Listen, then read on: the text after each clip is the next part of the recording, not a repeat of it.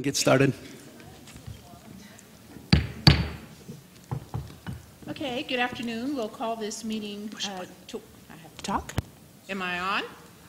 You have to hold it. I have to hold it. There you go. The whole time, or can I let it go? You have to hold it. Oh, I have to concentrate now. Anyway, good afternoon, all. Thanks for coming this afternoon, and we'll call this meeting to order. As you can see, I am sitting in for Lee, so you don't get the entertainment this afternoon. But I think we're going to have a real good meeting this afternoon. So I will go ahead and turn the meeting over to Carlos. Thanks, Chris. So I would like to remind everybody that at this time, if they could put their phones on silent. Last time my phone went off with weather warning, and I didn't know how to turn that off, but well, let's hope that that doesn't happen today. For those of you that don't know, this is the Northern New Mexico Citizens Advisory Board, and we are a chartered organization that offers recommendations to the U.S. Department of Energy regarding environmental monitoring, remediation, and waste management activities at the Los Alamos National Lab. This meeting is open to the public, and all interested parties are encouraged to attend. And with that in mind, we'll keep to those specific topics. Just a reminder, if we could have all questions run through the chair, and when you have a comment or a question, if you could put your name tag on end like that. With that, we can go ahead and get started. First with introductions, and I think Joey, if you want to kick us off. Joey Tiano, Santa Fe, New Mexico cab member. Hello, Irene Tepe from San Ildefonso, Pueblo. Angel Quintana, Pueblo, Poaque. Manuel Pacheco, Taos and Corrales. Good afternoon, Danny Mayfield, Citizen Ambia. Bob Villarreal, Los Alamos.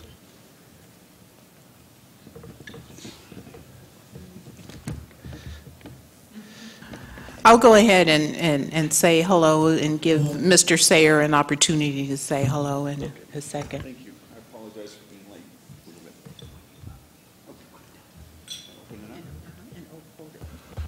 And hold it. Okay, thank you. Sorry, I'm a little bit behind. Traffic was a little more than I anticipated. Appreciate being here. My name's Doug Sayer. I'm now vice chair, right, of the CAB, and I'm from Santa Fe, New Mexico. Thank you. Manise Santasteban, Executive Director of the CAB. Welcome. William Alexander, Technical Writer for the CAB. Nana Girardi, CAB member from Los Alamos. Ashley Sanderson, CAB member from Santa Fe. Mike Loya, CAB member, Outer Mongolia. No, I mean Arroyo Seco. Deidre Roybal.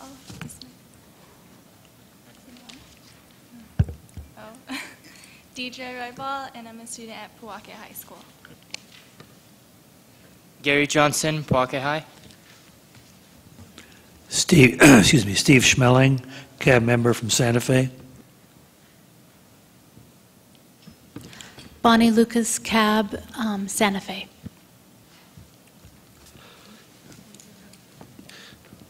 Hold the blue button down. Thanks. Pete Majori, Department of Energy, NNSA in Los Alamos. And I'm the chair, Carlos Valdez, out of Santa Fe. Welcome, everybody. I see we've got one person in the audience. If you'd care to stand up and introduce yourself to the CAB. Yeah, my name is Darian Cabral. I'm the new director of the Regional Coalition of Landlord Communities. I'm glad to be here. Thank you. Welcome. Very good. In front of you, you should have a yellow canary paper that's got today's agenda. If you want to take a look at that, and I'll entertain any questions or motions on this agenda. Mr. Chairman. Go ahead. Mr. Chairman, members of the CAB, your revised agenda is on your table. It is the canary yellow one. So please use this one. A previous one had gone in your packets, but as I stated in my email to you, we received some recommendations from the EMSSAB chairs meeting a little bit later. So just wanted to let you know this is the correct agenda for today. Thank you.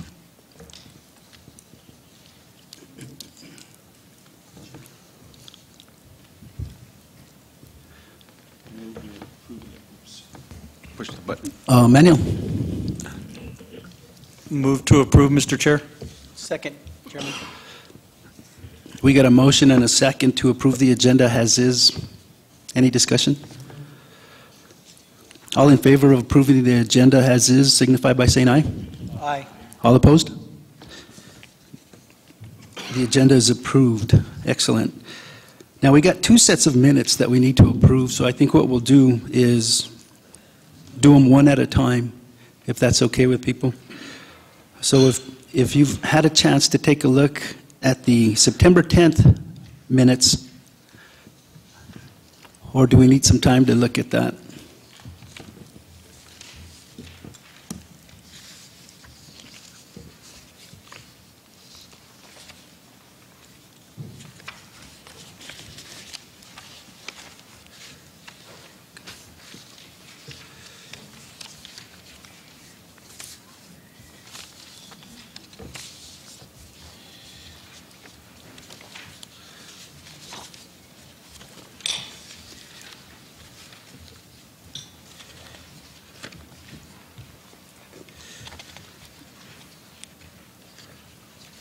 Any questions?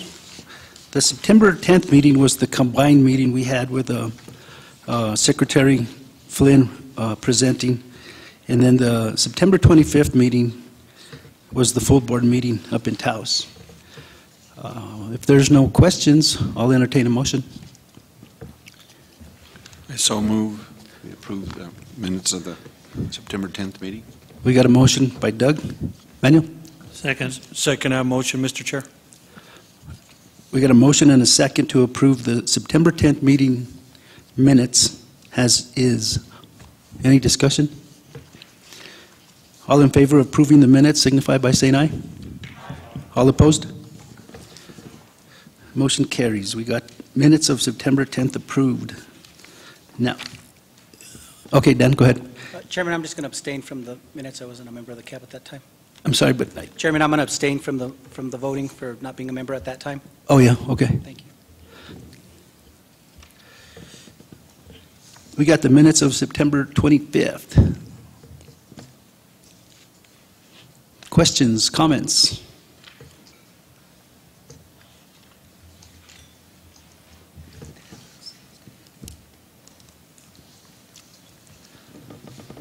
Entertain a motion? I'll move we approve them. Thanks, Steve. I'll second. We got a motion to approve in a second for September 25th meeting minutes. All in favor signify by saying aye. All opposed? Minutes are approved. Very well. We could go ahead and open up the floor to public comment at this time.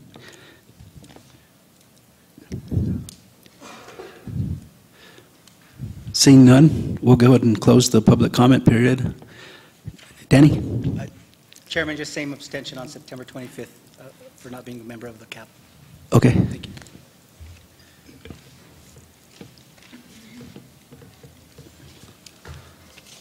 Let's go ahead and move on to old business. In your packets, you have reports from the chair and the executive director, and hopefully you've had a chance to take a look at those.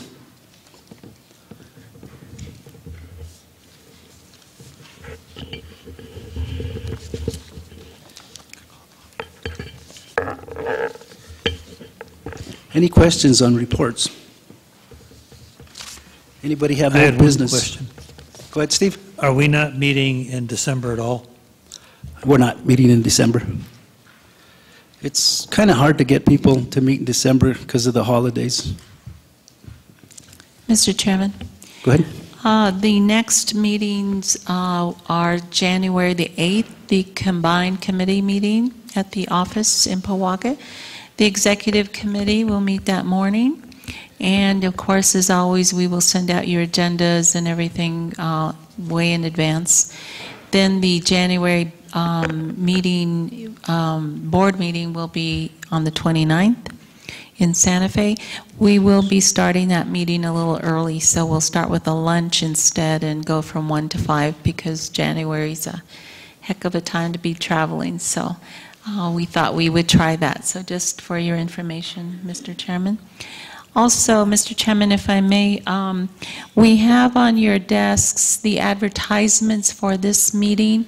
I noted in the survey that you all completed that there were some comments that we should do some more advertising for meetings, and we certainly want to show you that we do advertise quite a bit. Those are the two advertisements, one in the Albuquerque Journal North and one in the Rio Grande Sun here in Espanola. Plus the members of the staff go around northern New Mexico posting flyers all over the place. We send press releases. So there's quite a bit of advertising that we do for these meetings. I just thought I would remind you of that and let you know of that because it is a struggle to get the public here. Especially when they're so busy and it's hard to get away from work, and but we do what we can to get them here. So, and of course, as always, it's in the Federal Register as required by the Federal Advisory Committee Act. So, just wanted to let you know that and let you see those advertisements. Thank you, Mr. Chairman. Thank you, Denise. As you all know, during October we were shut down for a good part of that, and so there was meetings that were canceled or postponed, and so we're trying to play catch up now. Nana? I was wondering if it would also help to put the advertisements in maybe the Santa Fe New Mexican, the Santa Fe Reporter, Los Alamos Monitor, or the online Los Alamos LA Daily Post. And, if we don't have money to pay for all those ads, maybe we could at least get on the community events listing, which I think are free in those papers. Mr. Chairman, we always put an advertisement in the paper of the town we're going to be in, for sure, because that's a paid.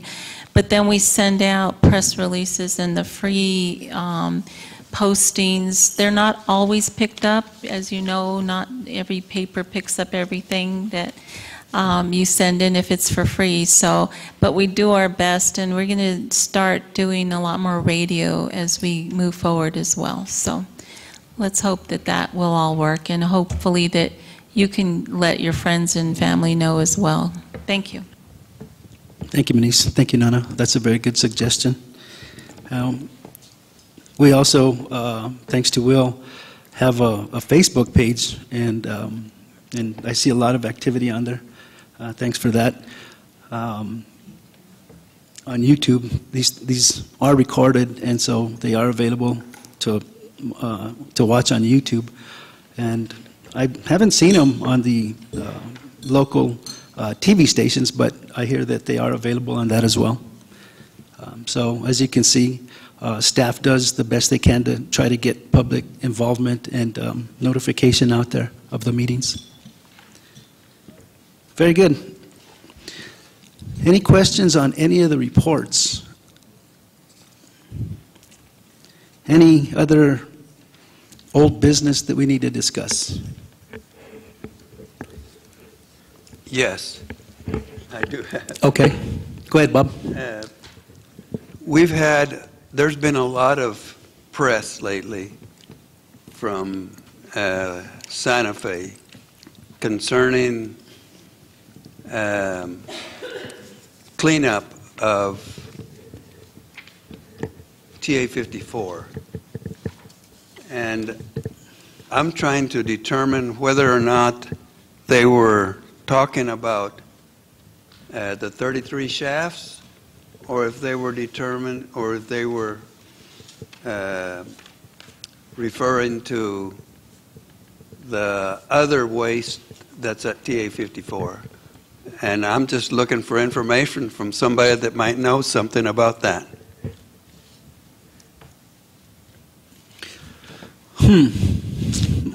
Well, that's a good question. Chris?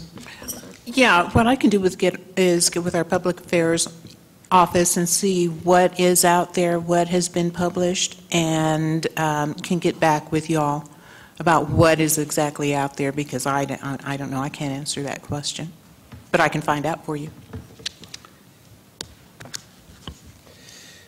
And that seemed to be that lately the mayor of Santa Fe is taken up on this committee, and I thought the committee was dead to begin with, but it's not, I guess. Do you know what committee that is? Well, I forgot what the name of it is. Yeah. Mr. Chairman, I believe it's the Regional Coalition of Llano Communities that these questions were brought up at. The executive director is in the audience, and Danny Mayfield is the vice chair of the Regional Coalition. I believe that was where the discussion was held at the last meeting. So, you know, we can, we'll talk to Lee and to Pete Majori, and we can, you know, talk about this in the future for the board meeting, but that's something we'll need to talk with them about. Okay, it's just that, like I say, the noise from Santa Fe has been very much concerning TA 54, and if they're referring to the 33 shafts, and Los Alamos has been making noise about leaving them there, I don't know that if in the future there's going to be so much noise about getting rid of those things. We put together a recommendation once upon a time on how to do that, and now I've submitted a second item for discussion with more information on what we should do about those 33 shafts, and because it's going to happen that there's going to be so much Santa Fe noise that we might not have any choice. Would the executive director of the coalition like to step up to the microphone and maybe address the board on that? Thank you. I'd just like to mention that Mayor Koss is the chairman of the Regional Coalition of Llano Communities. At the last meeting, he mentioned the possibility of issuing a resolution for consideration of the City Council of Santa Fe regarding Area 54G, but it was not discussed by the coalition. It was not adopted by the coalition, and he did that on his own. Because Mayor Koss is the head of the coalition, in the resulting publicity that came out of that, the implication was that the coalition, it was some way related directly to that resolution, but that's not the case. Is that what you recall, Danny, as well? Mr. Chairman, Mr. Cabral, thank you. Yes, Mayor Koss brought a resolution forward to the coalition that he's proposing right now in the city of Santa Fe. He also asked for consideration for all other local governments to look at that resolution and take it back to their local entities. So there's a copy of that resolution. It's a public resolution that anybody could look at. I believe you also have another CAB member, Mr. Alex Puglisi, who is very familiar with that resolution. I can get a copy of that resolution to this board. I have no problem forwarding a copy of that resolution to this board. I do believe that that resolution will be discussed again at our next CAB meeting. On that CAB meeting, I believe, will be, excuse me, not the CAB meeting, at the Regional Coalition meeting. That Regional Coalition meeting will be on December the 13th, I believe. Correct me if I'm wrong on that, Darian? Correct. So December 13th. Another suggestion that I may have, Bob is here to my left, with that, knowing that there has been an undertaking by this CAB board of a position paper as far as some cleanup, maybe that this board could also make a presentation to the Regional Coalition as far as a position paper that you all have taken, as far as Area 54G cleanup. That might be something that could be beneficial for the Regional Coalition to see. So if there could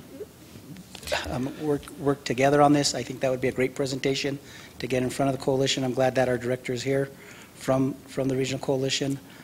But again, this is a proposal by Mayor Koss that was introduced to the Regional Coalition, but the coalition has not acted on this proposal yet. If I may just say one more thing. We've done a little research on Area 54 to understand that it's a very complicated situation. There's no easy answer for remediation or cleanup of Area 54.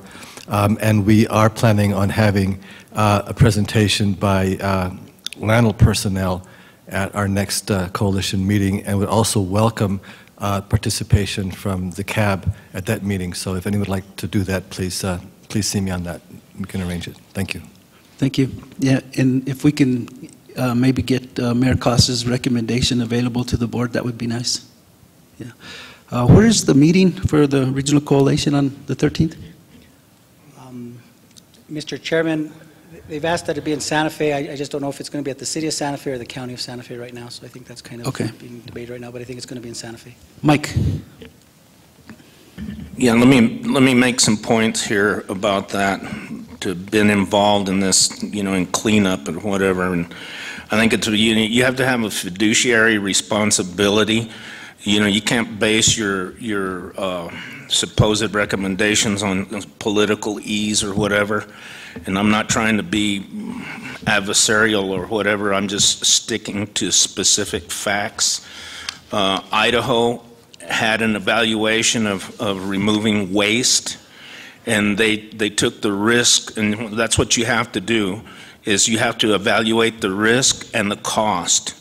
And right now, DOE is up against the wall money-wise, and it's going to get a lot tighter after the first of the year.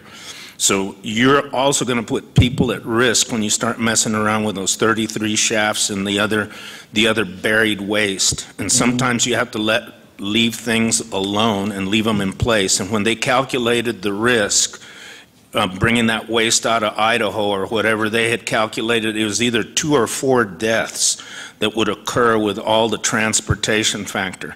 And also another thing that you have to pay attention to is the bottleneck situation when you're bringing that stuff off the top of the hill, and you're concentrating areas there, especially when it comes to transportation. And I don't wish any ill on anybody, but there is a good risk that something might happen. And besides that, you're going to be exposing people to unforeseen radiation or contamination when you start messing with those 33 shafts. And it's already been proven by the testing, and I believe Pete can back this up, that there is no migration of pollutants. So I think when we assess what we're going to put forward, we need to do this from a scientific standpoint and set a lot of this political ease aside. And being, having a family that's been here for a very long time, we look at things from a pragmatic standpoint. So we need to pay attention to that. And if you guys need more presentations, by all means, I know that the lab can produce those. But when we start setting out and doing our recommendations, we have to pay attention to the bottom line, because DOE is in a money crunch right now. Thank you. Thanks, Mike. Bonnie? I was going to comment on something else, but or I had a question about something else. But for what it's worth, I know that there was that article in the paper that came out that I think Bob is referring to, at least, and in the Santa Fe New Mexican. And one version, just kind of a layman's version of people, in my community that I've heard speaking of that article, and there's somewhat cynical view that perhaps it's a political generated article so that, when elections are over, that'll all disappear. So just throwing that out there. I have heard that version. Thanks, Bonnie. Danny, did you have anything else? That was it? Back in December of 2012, Pete and Jeff put together a presentation that was called the 2013 Planning Continuing the Governor's Priorities.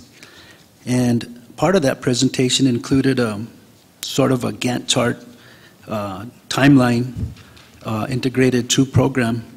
And it gives a very good, a very detailed explanation and kind of outline as to the path forward that they're going to be following. And Pete, as far as I know, that's still something that the board should look at and concentrate unless it's changed since then. Mr. Chairman, members of the board, yes, the general strategy there is, and logic sequencing, I think, is still accurate. I think I could speak for Jeff in offering, to come back to the board and present a 2014 version or the update. We might have to put some caveats into it relative to the budget, but we've made a lot of progress during FY13, and if it pleases the chair and the board, we could certainly put that update together. That would be nice, Pete.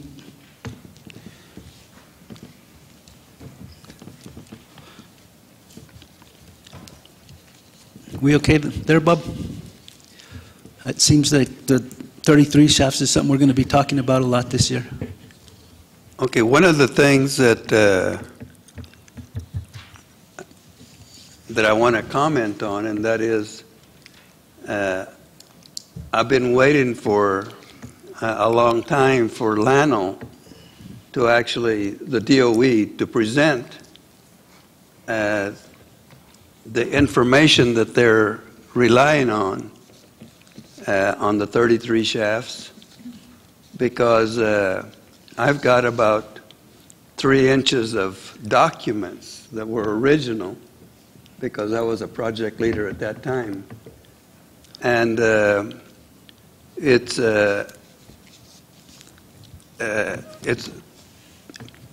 I don't see that they have used the information that we provided them at that time in our studies of the 33 shafts. And that's my concern, is that there is a lot of information that we have on the 33 shaft. We know what every single can has, and I don't see that information being put forth.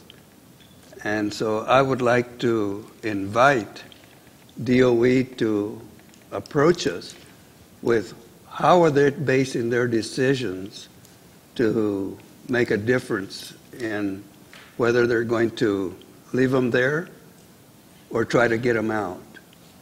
Because I was here when they put them in there, and I watched the whole scenario. Not all of them, but some of them. And in fact, they even let me go over there and dump a can in. But that was then, and now is now. And I'd like to see what information is being used to make decisions. Thanks, Bob. Pete, is January too soon to get an update on what Bob's looking for?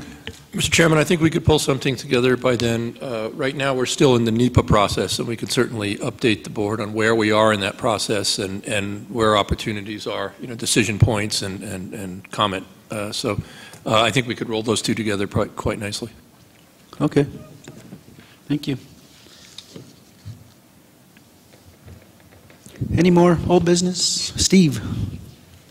I guess I would ask, it seems to me from what we've been told on several occasions, the 33 shafts are just one part of a great deal of buried waste that's up there, and the plan to get rid of it, kind of following up on Mike almost, is to say there are a lot of things that would be done in addition to the 33 shafts, and we probably don't do ourselves a favor by focusing solely on the 33 shafts and ignoring all the other waste that's up there. So, you know, I would hope that whatever is presented would kind of give us the big picture of what's the total risk, what part of that is due to the 33 shafts, what part is due to the other waste, which is my understanding could probably be removed much more easily than the 33 shafts.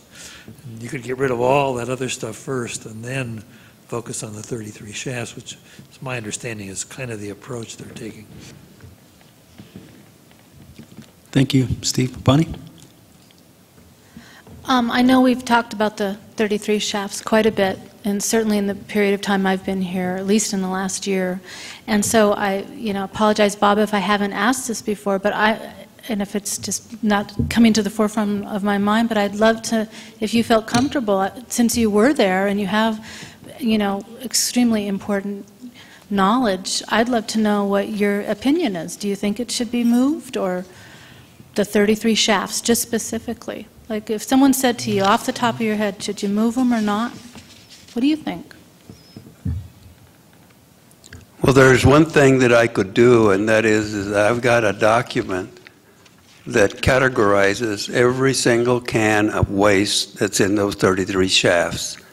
And perhaps I ought to give that to the cab so that they can make copies of that and give them out to all the members, because that way everybody has a chance to see and develop an opinion about this. And it's got the radiation levels, it's got everything, and that way the cab can make an informed decision on what that is. But I didn't know whether to, I probably have 3 or 4 documents that have all this information, and but I didn't know if the cab was ready to give that out to all the members or not, and that's up to you. Well, I guess my thinking is that in our January combined committee meeting, that would be a good time to start talking about that. Where's that meeting at? That will be in our cab office in Pojoaque. Will that work for you? Yeah, well, I'll just get some of these documents, and I don't live very far from Pojoaque, and I can give them to my niece, and she can make a decision on just how extensive, how many of these documents she wants to reproduce and pass out to the cab. Okay. Now I'd like to ask about something that was discussed on September 10th, and that was, we had a large discussion then because we had Mr. Blaine talking about the reduction of chromium-6 to chromium-3. And there was a lot of information passed out, but I got the impression that we were left with, well, we really don't know a good way to reduce chromium-6 to chromium-3, and therefore we're not doing it. But that's not so. There is good techniques for reducing chromium-6 to chromium-3, and there's other sites that are using these techniques, and we should be able to make a decision here as to why, or not a decision, as to whether we want to press DOE to actually do something with the techniques that are available for reducing chromium-6 to chromium-3 in situ. Okay, as far as I understand, DOE is doing something with chromium-6 to 3, and I think they're pumping the water out and treating it, but I'll let Pete, if you can answer that. Yes, Mr. Chairman and Bob, and I apologize, I did miss the presentation, I think that was given by Dr. Patrick Longmire from the DOE Oversight Bureau. Pardon me.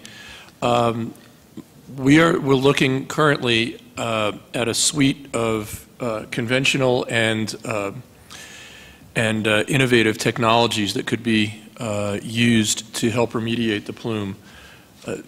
Mr. Chairman, we have pumped millions of gallons of water and removed pounds of chromium. Unfortunately, I don't have that information at the tip of my fingers, but we were conducting what's termed an interim measure by pumping those two monitor wells to try and understand the aquifer conditions better. We're looking at shutting down for the winter because the technology that we used after we treated the water was to simply land apply it. And once it starts freezing, land applying millions of gallons of treated water isn't really a great idea. But we will look forward to starting back up in the spring, and at the same time we're trying to put our heads together to develop what's called a corrective measures evaluation, which is a document not unlike the documents that we submitted already for MDAG, whereby we give the State Environment Department what we consider to be the most the best available options for remediating the chromium plume, and then ultimately the State Environment Department will render a decision. So that process is all ongoing, and we're still pretty much on the front ends of it. So if there's any information that the CAB has or wants us to look at relative to treatment technologies, either from pumping or designing systems, or specifically in situ technologies or technologies to convert Chrome 6 to Chrome 3, we'd certainly be interested in the CAB's perspective. Thanks, Pete. Okay, I submitted that possible steady scenario to, I think it was to you. Yeah. And perhaps we should make that available to everybody so they can see just the different scenarios that can develop through innovative technical techniques. I can do that, Bob. Okay. As soon as I get to my emails, what I'll do is I'll forward it to all Yeah, I CAB sent you members. 2 of them, and I sent Manish 2 of them, and of the possible technique, what we could do. And so they're available, we just have to get them, put them together. Excellent. Will do. We can do that. Manuel? Mr. Chair, I just want to touch briefly on the issue on the 33 shafts specifically. I think in the interest, I know that we've touched on it, and it's been very extensive. I feel that we shouldn't exhaust any more time or resources. I think maybe look at what we already have, and maybe as a primer send out to the newer members. And again, because if memory serves me right, I know that it was first brought up in the Albuquerque meeting, I'm going to say well over a year ago, when the Gantt chart was presented, that if memory serves me right, it was in the queue for, I believe, 2015, the removal of the 33 shafts, which time Bob submitted extensive documentation. So I think, again, like I said, in the essence and in the time, of expending resources, I think maybe we should just, as a quick primer to the rest of the board. Very well. Any more comments on the 33 shafts? Good conversation. I guess with that, we can go ahead and close the old business and move on to new business. And we'll begin new business with the election of subcommittee officers. We have waste management and we have environmental monitoring subcommittees. Joey? Before we start, can I nominate Mike Loya for the EM&R candidate for chairman?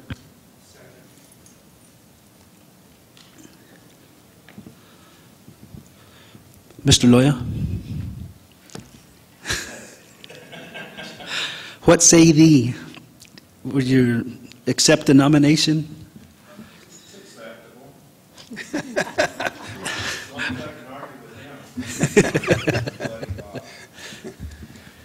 Doug? Yes. Oh, excuse me. You finished, Mike? No.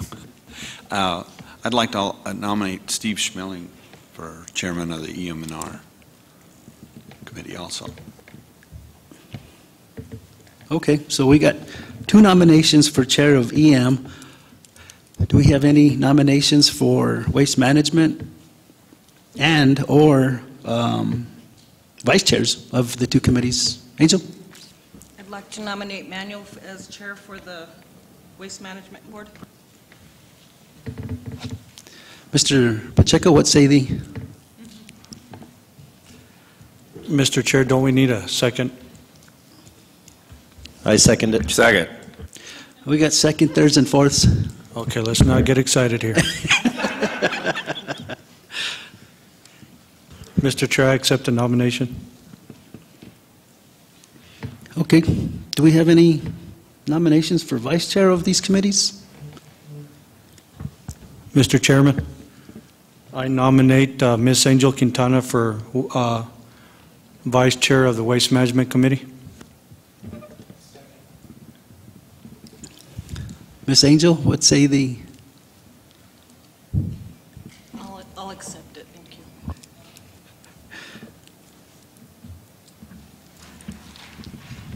you. Go ahead, Mike. I nominate Bob Villarreal for Vice Chair for EMR. Is it EMSR or EMR? EMR. EM and R. I think we changed the title this last year. Mr. Chairman? Go ahead. Bob, with all due respect, Mike is on the Waste Management Committee.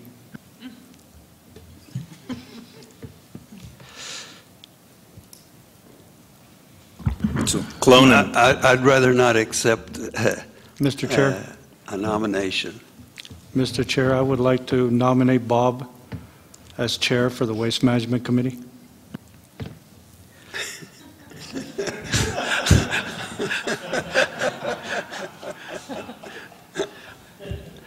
I don't hear a second. And second. He doesn't want to. Well, I think Bob turned down the vice chair. I'm not sure, Bob, what do you think about your nomination for chair of waste management?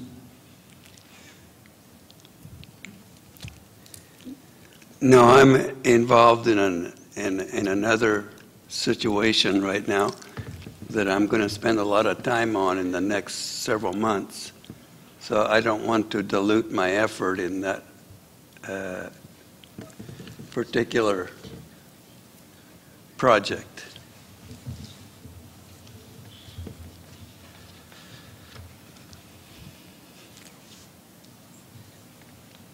Okay. Mr. Chair, could you review what we have at this point for nominations and for the various What we chairs have and vice chairs for us? Is EM and R nominations for Mike Loya and nominations for Steve Schmeling. We have nominations for Waste Management Chair, Manuel, and we have Vice Chair, nomination for Angel. So far, we don't have a nomination for Vice Chair of EM and R. Mr. Chair. Manuel. Mr. Chair. Gerard? In the environmental, Hold down the blue button. I'd like to recommend that whoever gets the most votes is the chair, and whoever gets the second amount is the vice chair. Well, We'll keep that under consideration, but let's see how far we get first. Go ahead, Mike, you have Nana? Oh, well, could we vote for the chairs first, and then of the remaining people, see who we want to nominate for vice chair?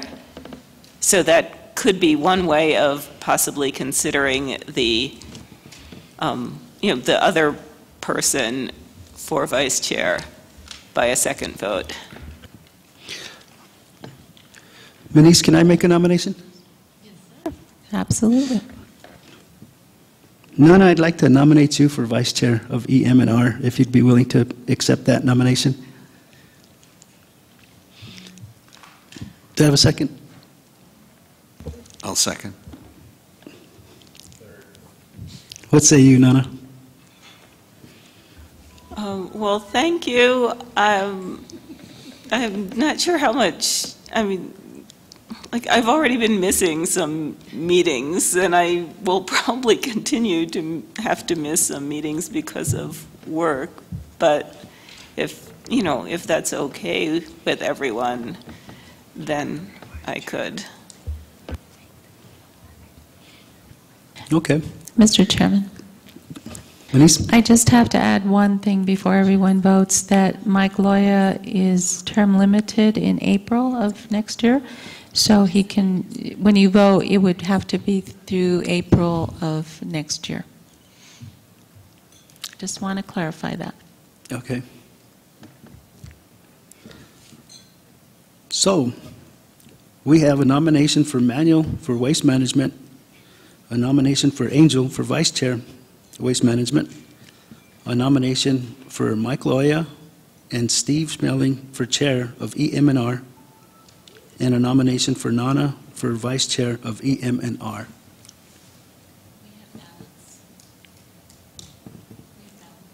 We have ballots.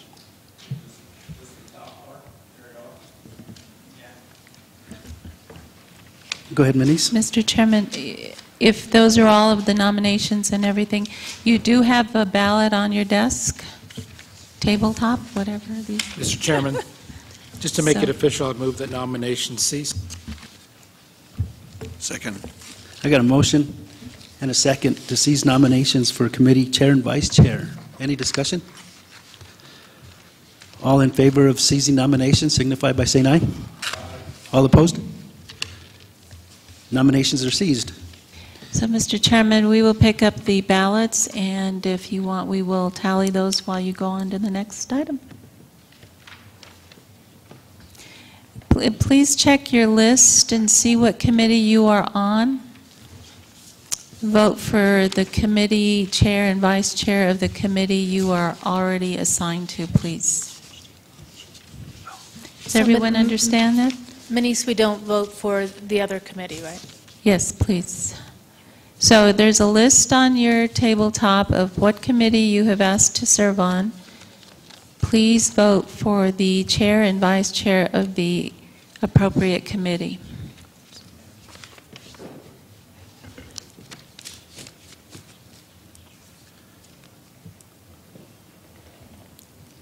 Does everyone have a list? Does everybody have a ballot?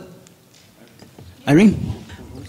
Can you advise how new members who are not on committees, can we vote for both committees, or?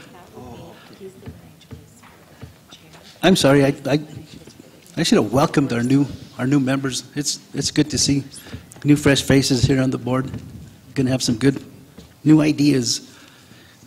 Denise, she has a good question. Yeah, Mr. Chairman, if you, the new members, if you feel that you have an inclination toward one committee, please go ahead and select that committee and let us know that, and then vote appropriately.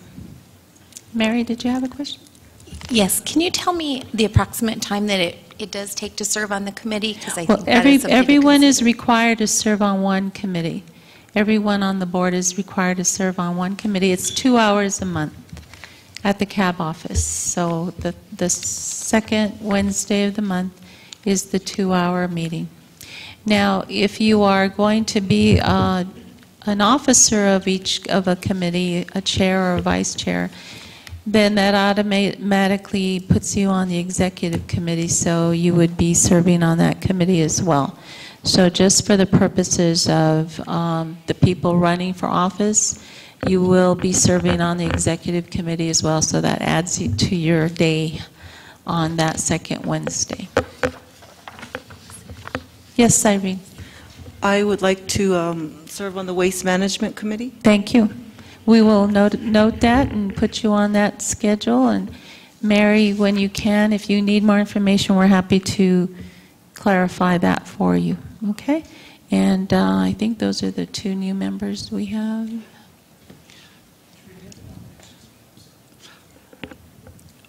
Okay. Question. I have a question. Hold on. We have Manuel nominated for chair of Waste Management, and Angel, his vice chair of Waste Management. Who's vice chair? Angel. Angel. So we got 1 nomination for chair and 1 nomination for vice chair of Waste Management. And so if you're on Waste Management, you have a pretty tough decision to make there. EM&R, we have Mike and Steve for chair, and we have Nana for vice chair. So Go ahead, Steve. You only have 1 contested race here. I noticed that Mike is a member of the Waste Management Committee, not the EM&R Committee. Does that change anything? He can serve on both if he'd like to. All of you could if you wanted to, so that's fine. The only caveat with Mike is that he is term limited in April. He will be off the board. I'm sorry for the confusion in this setting. It's usually done in the committee setting, but since our committee meeting was canceled due to the shutdown, we've had to move it to this meeting. Usually it's much more smooth than this in a smaller setting. But thanks for your patience. Danny? Chairman, thank you. Is there a issue or problem if we want to try to serve on both subcommittees for a while till we... No problem at all. No conflict? Yep. Time-wise? Okay, thank The you. only requirement is that you serve on 1 committee, but you're welcome to serve on both. I want to put time in for 2 right now, if you don't mind. Well, and right now the committees are meeting in a combined setting, so it works. Mm-hmm. Mary? No? Okay. Is everybody clear as mud as to what we're going to do?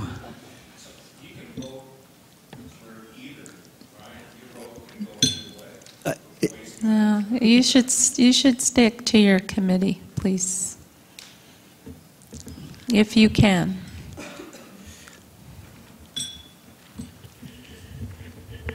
So let's go ahead and take a few minutes to think about it, and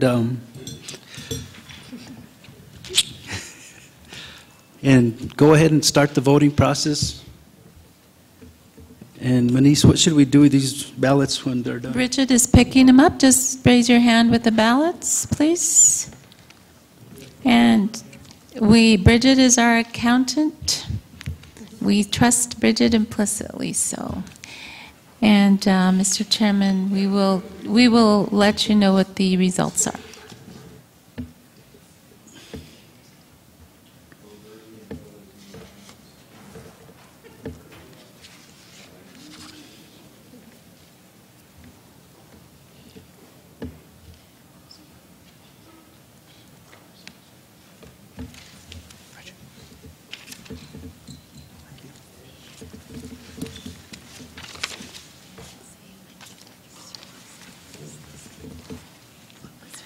As soon as you're done voting, if you want to take out your survey, your results of the survey, that's what we're going to talk about next.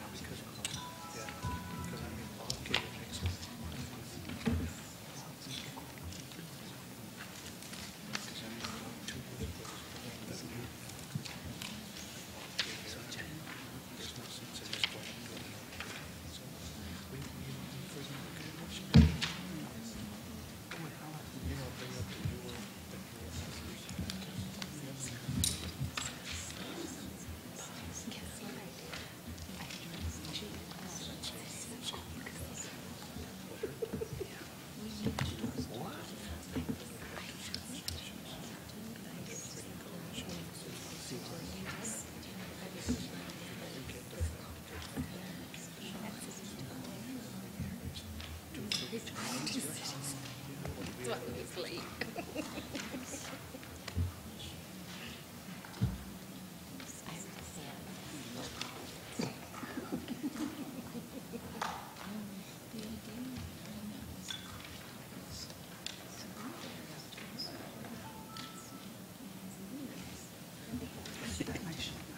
here in front of my face, thanks.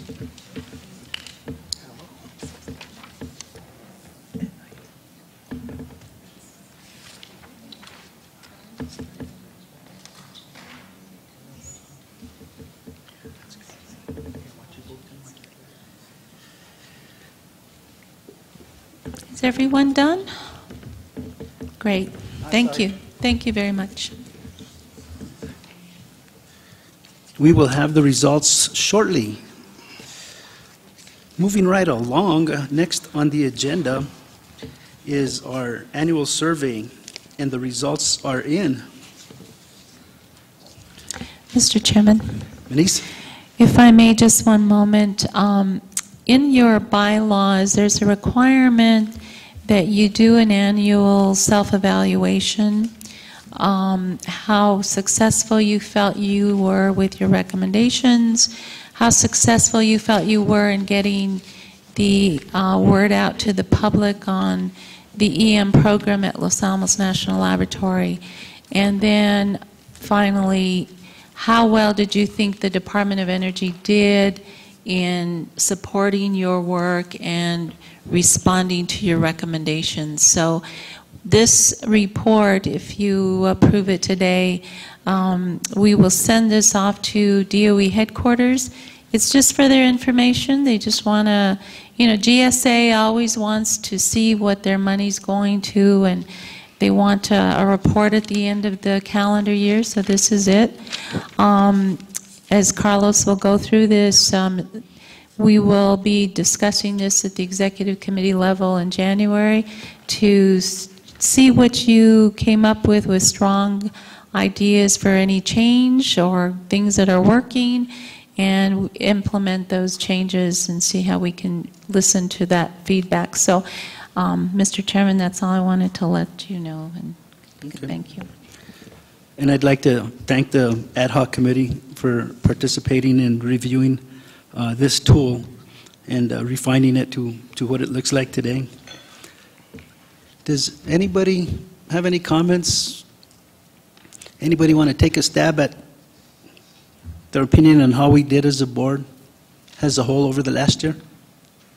Manuel? Manuel? Mr. Chair, I think on the annual evaluation as a whole, I think as the board, I think we've done an excellent job.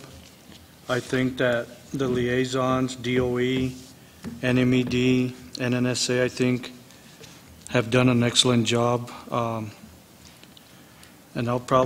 this will probably be professional suicide here, but I think we should have like some kind of a vote of no confidence when it comes to certain individuals in Washington, D.C. Because I think that has been the biggest detractor on a national level versus what we've done locally and statewide, I guess, as a board. But all in all, I think the board as a whole, I think, has done an excellent job. Manuel, I think those votes of confidence or no confidence are held once every 4 years. Mr. Chair, I know, but, well, anyway, I'll save my comments. Steve? I had a question. Did everybody on the board complete this, or what fraction did, or whatever? Mr. Chairman, 16 people submitted comments, a full survey. Thank you. So it's pretty representative of us. It is representative. We had a good, when we were on the way down to Carlsbad for the WIP tour, we took copies and we had people fill that out before they were able to get off the bus. So we were more successful this year. So that's good. That's a good response, but it would be nice to have everybody submit their responses. Do you want me to go through? Yeah. Oh, if nobody has any comments or questions, what I'd like to do is just kind of go through the survey results and kind of give my take on what it looks like. On question number 1, if you guys want to follow along with me, are we focusing on the appropriate EM issues? I think I gave ourselves an A. According to the results, it looks to me like we are focusing on the right issues. On number 2, recommendations by the board are making measurable improvements. I gave ourselves a B. I'm not clear as to why we still had some people on this survey that didn't answer some of these questions, but that's all right. Number 3, an A. Number 4, an A. Number 5, I am satisfied with the level of participation and involvement of other members. Maybe because we have so many new members that weren't aware of the matters yet, we didn't get such a high strongly agree response. But I think having toured the labs in October and having the new members tour WIP this month, that should probably change the perspective of people's opinion this coming year and hopefully encourage more participation from not just members that contribute more than the newer members, but more participation from everybody involved. Looking at items 7 and 8, I get too much information in the mail and through email, and I'm not sure what I should focus on. That was barely a marginal pass, it looks to me, on the response. What members prefer information in synopsis form or complete report? That was kind of 64 to 38, so maybe what we ought to do is look at either changing those questions or thinking of something different next year when we look at the tool again. 9 and 10 looked good.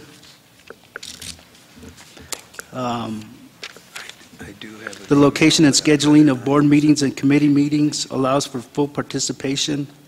Item 10, maybe part of the executive committee, we can start looking at changing the time of these, or if any of the members have any other suggestions how to improve that, I would sure entertain that. Any suggestions at all? The current organizational structure of the CAB needs to be changed. Pretty much everybody disagrees. But again, the executive committee is always open for any suggestion to make it better. Item 13, responses from DOE to requests for information have been timely and responsive. In the past, it wasn't so strongly agreed upon, but it seems to be getting better. It seems like this last year we had a much better response from DOE than we have in the past, and we thank our DOE partners for that.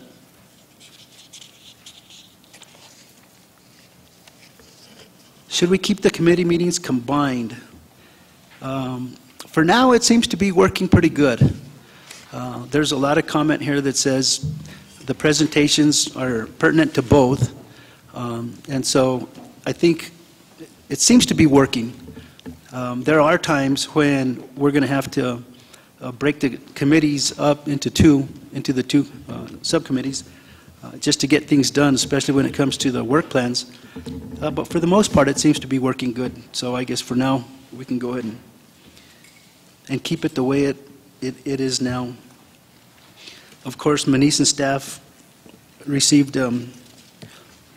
total acclamations of the best job that anybody could hope for, and I didn't expect anything less. And thank you for the support. and direction that you and your staff give us, Minis. And number 18 there, the CAB does a good job of allowing public input into decision-making and provides adequate forum for public comment. I see a lot of good suggestions, and again, we're trying everything we possibly can to get the public involved in our meetings. And any other suggestions, please feel free to bring forward. Overall, I kind of just ran some numbers, and it was pretty much the same results as we had last year, or really close.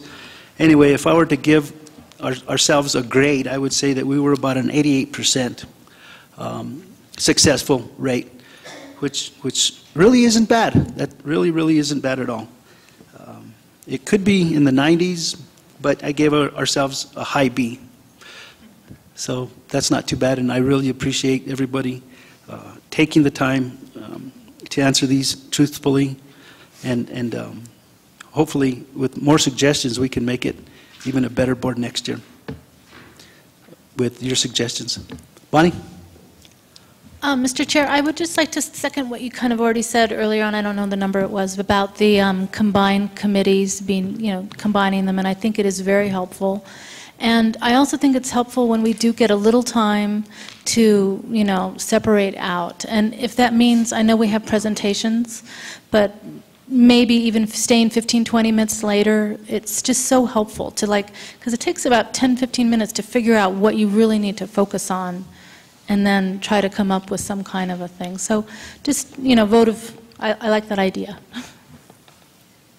Good suggestion. Yep. Nana? Oh, one small comment about the pie charts. It might be visually easier if the color coding kind of were similar colors for similar opinions. So say like dark blue for strongly agree, light blue for agree, and then red and orange for disagree and strongly disagree, so that you can kind of see at a glance how the opinion is trending. That's a good idea. As a matter of fact, when I was going through these pie charts, I had a little bit of trouble between strongly agree and strongly disagree because of the blue. And so it took me a while to go back and figure that out. But I finally did figure out that at 12 o'clock, strongly agree starts on all of these pie charts. But you're right, maybe we'll look at the different color schemes to make that work a little easier for us.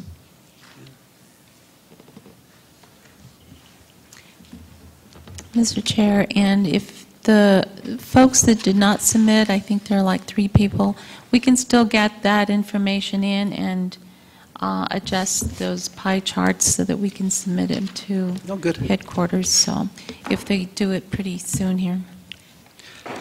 Oh, good. In that case, folks that didn't get their surveys in, if you can still get them in, we can still have time to include them in before we send them to Washington. Danny? Chairman, thank you. And I know as a new member, this is site-specific, I believe, but is there like a national comparison of how this would rate to other sites throughout the nation?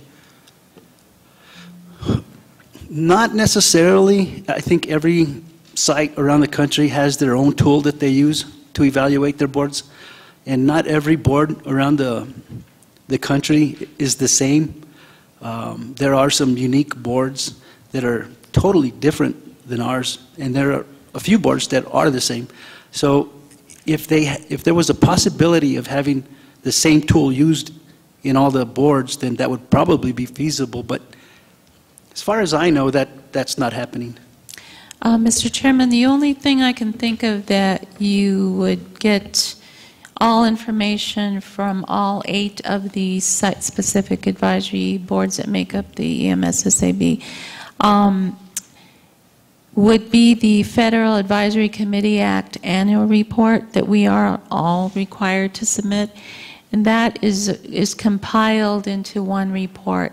But it's more of the financial side of it and recommendations and numbers of members, that sort of data. So it's not so much how each board did as far as combined meetings. It's not to this specific, this is specific to us. So, but I can share the annual FACA report if you'd like that. Or you can go on the EM website as well, and it's all there as well. And Mr. Chairman and Director Muniz, thank you. But I guess what I'm looking at too is like the recommendations that the board is putting forth, even nationally from other sites, and how DOE is taking those recommendations and moving forward with those recommendations. I guess I'd like to kind of see a chart of how it's moving nationally from each perspective siting board. Mr. Chairman, the EMSSAB doesn't submit recommendations to headquarters that often as a group. The mission of each of the site-specific advisory boards is to make recommendations to the site that it is specific to. We are specific to Los Alamos National Laboratory and the Department of Energy at Los Alamos. So it's not too common that you do submit recommendations to EM1, Mr. Huizenga. You will be doing that in a little bit here, and Carlos will go over that, but you won't see many recommendations that are at a national level. They're all at the site level. And Mr. Chairman and Director Muniz, thank you. And I guess maybe I didn't articulate that right. I understand for our local site, we make those recommendations. I guess what I wanted to look at is there a comparison how other sites make their same recommendation at their level for their direct site and how those recommendations are implemented.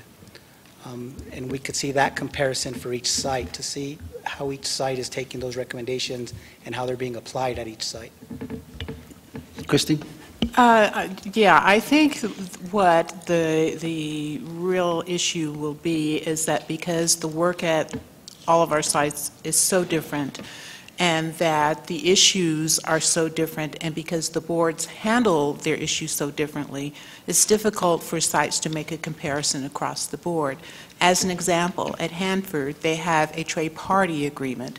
So they have other players that are involved where the other sites don't have those same players that would be dealing with different kinds of issues. So that's, it's as Muniz said, it's real difficult for us to do a comparison across the board.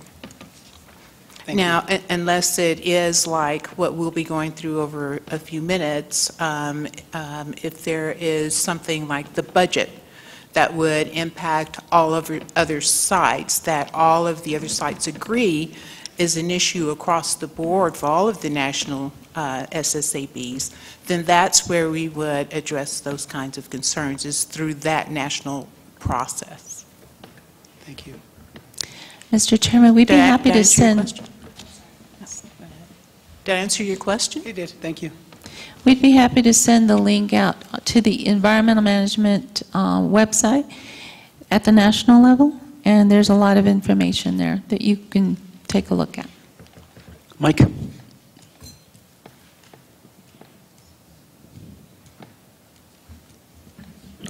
I've stated this observation, and I'm stating it again verbally, but, you know, in all the time that I've been on the board, it's been very hard to get the public involved in what's going on up there, and I see very limited attendance by people through a cross section of the population, and that's the one thing that I wish there was true outreach in that, instead of specific people or specific organizations that, and not to cast any aspersions against them, but that come to these meetings.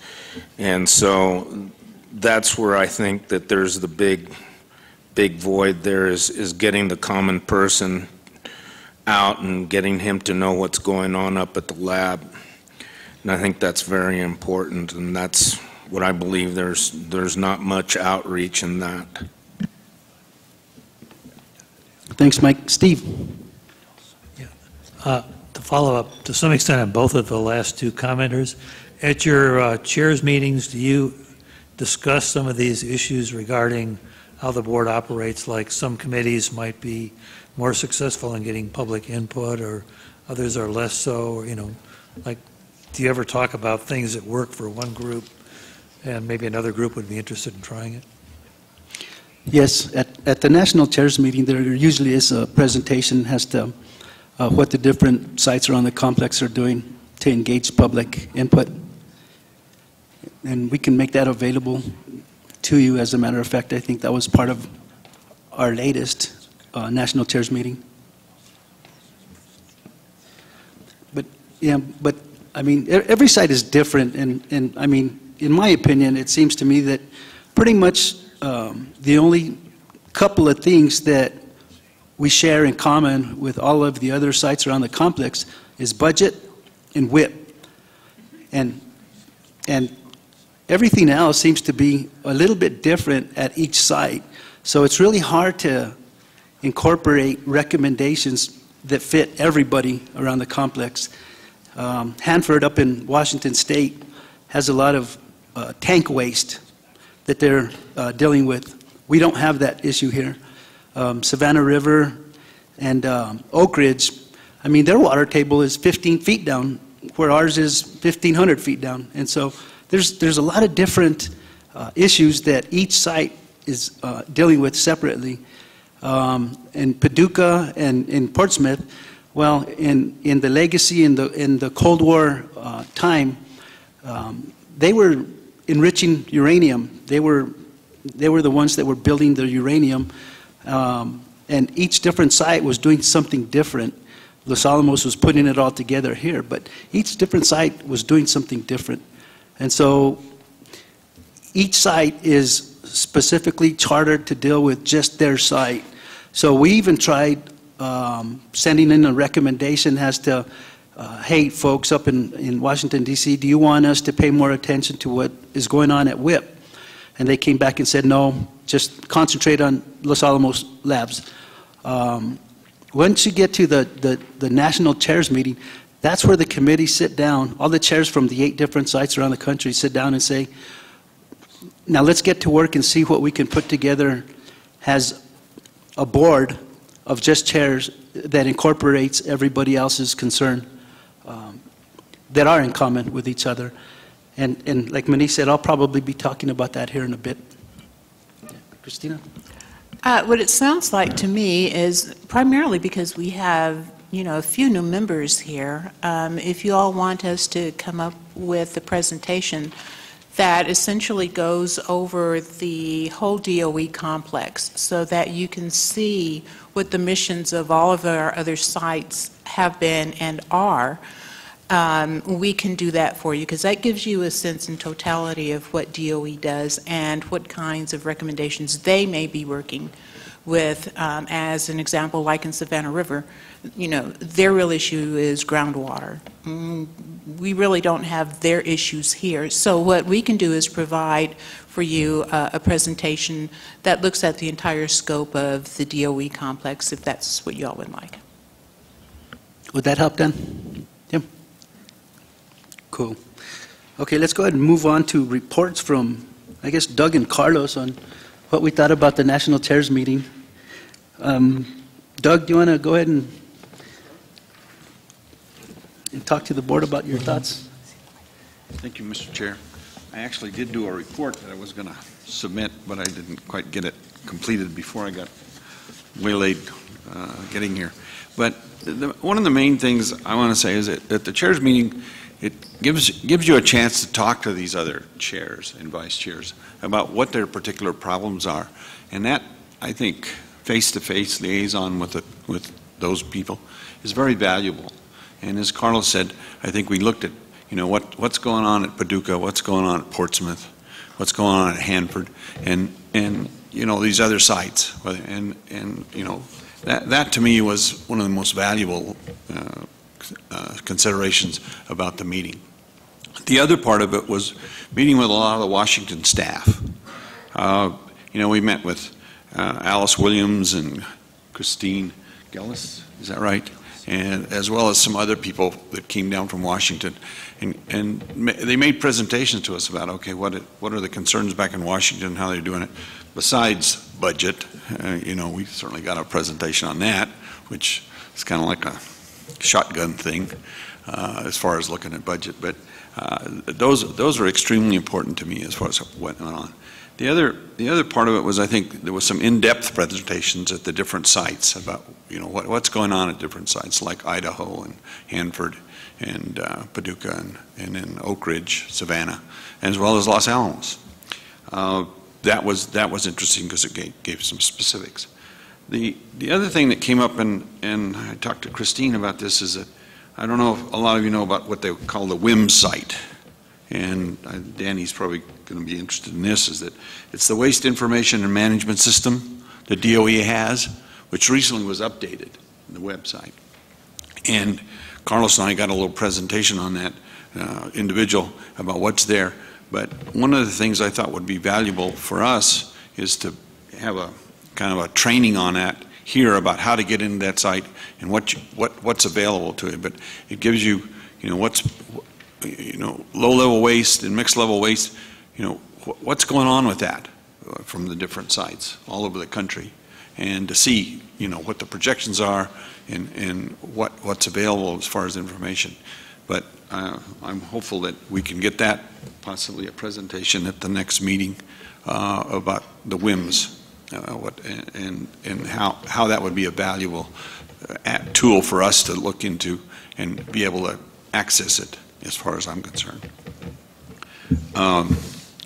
I guess, you know, we got the other thing that was presented to us about, we had a presentation on the national recycling policy about materials coming from sites, about there's a suspension on a lot of materials that are, you know, when they decommission a site, they can't recycle them presently. And the DOE policy needs to be changed on that so that a lot of materials probably are not radioactive, could be recycled rather than just, I think, go and bury them someplace. And that was kind of interesting about, and I think you'll see that that's going to be one of the concerns of what we're going to try to, I think, recommend to DOE in Washington about that. I think that kind of sums up, other than we did take a tour of Portsmouth. It was kind of a bus around tour, if you want to call it. we went down there. We weren't able to get out and really look at the site because of scheduling and other constraints. But, you know, the hugeness of Portsmouth about the gaseous diffusion plant just kind of boggles my mind. I mean, there were 3 buildings, each one housed 33 acres under roof at that site. And during the full operation, it used approximately $1 million in electricity per day, going, you know, in what they were when they were processing uranium through there for the various purposes that they did. Plus the fact that, meaning in the water, they also had a 30,000 gallon day water treatment plant that they provided water to that whole facility. And I guess just to see that, and they're decommissioning and decontaminating that site, they're hopeful that they can get a new, somewhat similar process to, you know, upgrade uranium in there, probably similar to the centrifuge system down at near Eunice, or they're looking at a laser system, and they're hopeful that they can get in something in that, because one of the considerations there is that they used to have somewhere around, I think, 3,000 or 4,000 employment, and that's going to be pretty much, I guess, changed.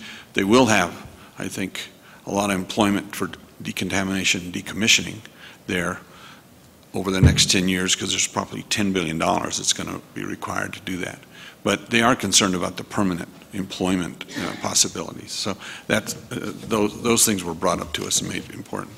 But overall, like I say, it certainly was valuable to have this, you know, liaison with those different people. And I look forward to, I think we're scheduled for the chairs meeting in fall of 2015, and it will give us all an opportunity to meet with a lot of those people and see what's going on. And that will be kind of an asset that I look forward to for the other members of the committee. Thank you. Thanks, Doug. And thanks for attending National Chairs meeting with me. And Christina, thank you for attending as well. Unfortunately, they rescheduled it at the same time that the whip tour was, so we had to make a choice. And since we had a national recommendation that we had drafted here in New Mexico, somebody had to go defend that, and so that's why we went in two different directions. But hopefully that's not going to happen again. And speaking of national recommendation, that's next on the agenda. I wanted to say something. Oh, Bob? I don't know whether you realize it or not, but today a real strange thing happened, and that was we've got somebody who is interested in doing waste management who belongs to a tribe. And we've got somebody who is going to work with her on that who belongs to another tribe. And this is very key because the 33 shafts are involved in that in a big way. And so it would behoove us to support these two people. And Mary here, she's from the Taos Indian Nation, and she'll represent Taos. But it will be quite an interesting situation that develops, that we have somebody in the Waste Management Committee that would represent the Indian nations or the Native American nation. And because in the past, when we talked about the 33 shafts, the attitude was, well, whatever we come up with will be good enough for them. Now, they'll be able to have a more direct effect and have say in what he's saying and what is, how that affects them, because after all, the San Ildefonso owns a part of the land right next to the 33 shafts, if they don't own the land that the 33 shafts are. And they're going to have a big say in how successful this is going to be. Thanks, Bob, and thanks, Mary. So if everybody can pull out the blue sheet that's headed Environmental Management Site-Specific Advisory Board, that's the first one that we're going to take a look at. And here's the way this works. It's a real working committee when we get together for these chairs meetings, and we try to come up with recommendations to DC that affect all the sites. And you can see all the sites listed across the top. And so this year, during the National Chairs meeting, we came up with 3 different recommendations that we, as a full cab, are going to vote on. Now, we can't change anything on these recommendations. All we can do is vote for approval or disapproval on it. And that's it. So it's either a yes or a no on all of these. And it's the blue sheet, the purple sheet, and the fluorescent pink sheet, I guess, that we're going to be voting on. And the first one, the blue one, this looks like the one I wrote. Yeah, this one's the budget one. Okay, so basically, in a nutshell, this recommendation is asking Washington, D.C. to not necessarily hold harmless the cleanup of EM, but to keep it as the top priority in times of sequestration and continuing resolution. So we're asking that they do everything possible, including talking to Congress about not allowing such heavy budget cuts to the EM cleanup programs around the country during these times of continuing resolution. And it seems that continuing resolution has been going on the last couple of years at a national level. And we're currently in the federal government operating on a continuing resolution, at least through January, and hopefully in January, the boys on the Hill will, or the people, the men and women in Congress will come up with a budget on the national level so that we're not in a CR anymore, but that remains to be seen. But anyway, this blue sheet, this recommendation speaks to DOE about keeping funding as the top priority in times of budget cuts for federal funding. Any questions? Yes. Should be maintained as a top priority. Should that be as a top priority or the top priority? Well, the way it's written is has a top priority. We can't change it.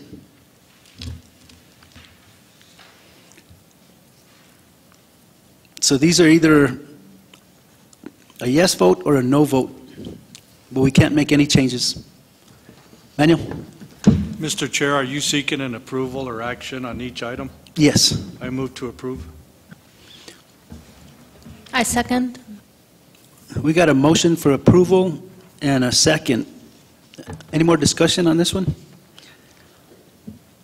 Nana? I'd just like to say that that would be a good idea for all departments under sequestration or continuing resolution, that they would have some ability to make their own priorities. I know we're in the position of recommending things to DOE rather than to the whole government, but I just wanted to go on record of saying that is the problem with the sequestration. Very true, very true.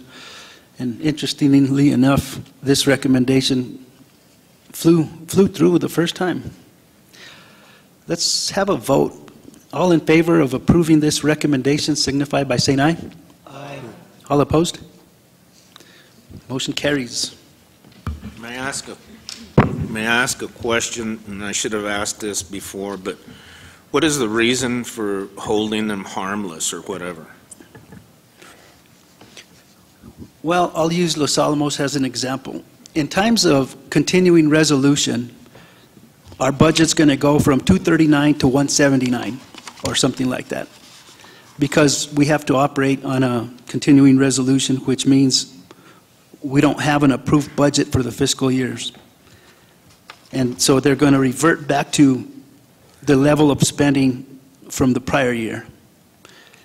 And in this case, it's a lot less than the budget request and than what the current operating budget is. So it's a major impact budget-wise.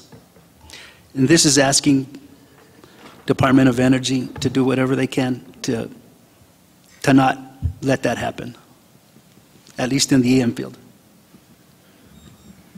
Okay, and I don't mean to split hairs, Carlos, but what is then the term hold harmless is not applicable in that sense. So I don't know, but I understand we already passed this thing. I'm just bringing that up from a from a budgeting standpoint, or using the proper language and something like that. Because in the term holding harmless has something to do with civil penalties or whatever. So anyway. Yeah. And that's one of the changes, or that's the only change that we made in the National Chairs meeting, is we took out the word hold harmless. Because you're right, that is a legal term. The next one is the purple sheet.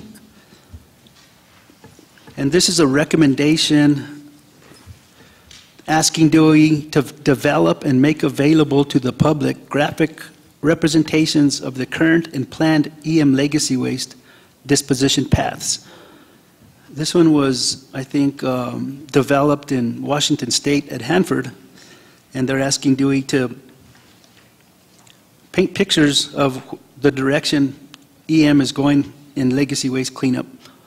It seems to me like this is a good idea, and I think that DOE was already starting to work on this anyway. Any questions on this one? Seeing none, I'll entertain a motion. I move we approve this recommendation on, do I have to state it? I have a motion. I second it. Motion and second. Any discussion? All in favor of this recommendation to ask DOE to develop and make available public graphic representation for EM legacy waste disposition paths signify by saying aye. Aye. All opposed? Motion carries. And the last national recommendation we will consider today, I think, was actually developed by either Paducah or Portsmouth. And Paducah, and basically, without having to read the whole thing, this is a recommendation that pertains to recycling. So the chairs are asking DOE to establish a comprehensive and structured recycling program to address volumetrically contaminated metals.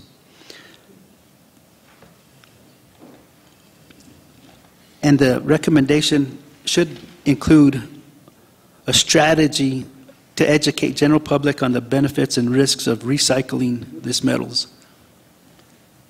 Nana? Could you define volumetrically contaminated? And I know that my next part is outside of what's in this document, but is there a path to recycle things within the DOE, even if they might not be able to be released into the general commercial recycling stream? I might need a little bit of help from professionals as to defining volumetrically, but the way I understand it is that there are pieces of equipment that are contaminated on the outside, and then there are pieces of equipment that are contaminated throughout, like nickel. There's 10,000 ingots of nickel in Paducah that are contaminated through the whole thing and not just on the surface. So you can't just wipe it off. You have to introduce some kind of element to clean it.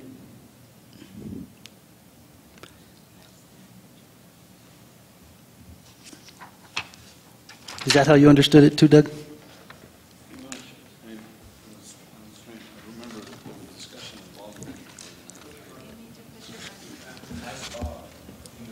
Okay, maybe Bob would know, but we did have a discussion on this, but I don't remember specifically about that item. The nickel is a catalytic element. Nickel, palladium, platinum, they're catalytic elements, and so they get contaminated all the way through. Yeah. And so in order to make them non-contaminated, you have to dissolve the whole thing, which isn't the best way to do it. So around the complex, there are all sorts of pieces of equipment and assets that are contaminated on the surface, and then some that are contaminated all the way through. And so this recommendation is asking DOE to come up with a strategy for a recycling program that addresses that.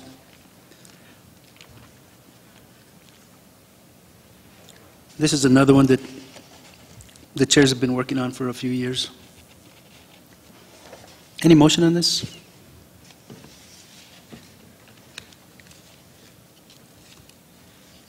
More questions? I move we approve this recommendation because I think it gives DOE a process where they can look at how they can dispose of a lot of these materials rather than, I guess, keep it on site and have to dispose of it or send it somewhere where it have to be, stored in some kind of permanent facility. I got a motion? I have Mr. another. Chair, move to approve. I got a second? Discussion, Nana. Do you know some examples of these high-value materials that might be kept on site awaiting further technologies? As I understand it, at least in Los Alamos, there's a bunch of copper up there. In Paducah, there's 10,000 ingots of nickel. In Nevada, there's buses, trains, railroad tracks that were used in testing. There's just all kinds of different pieces of equipment that could be cleaned up, at least to recyclable items.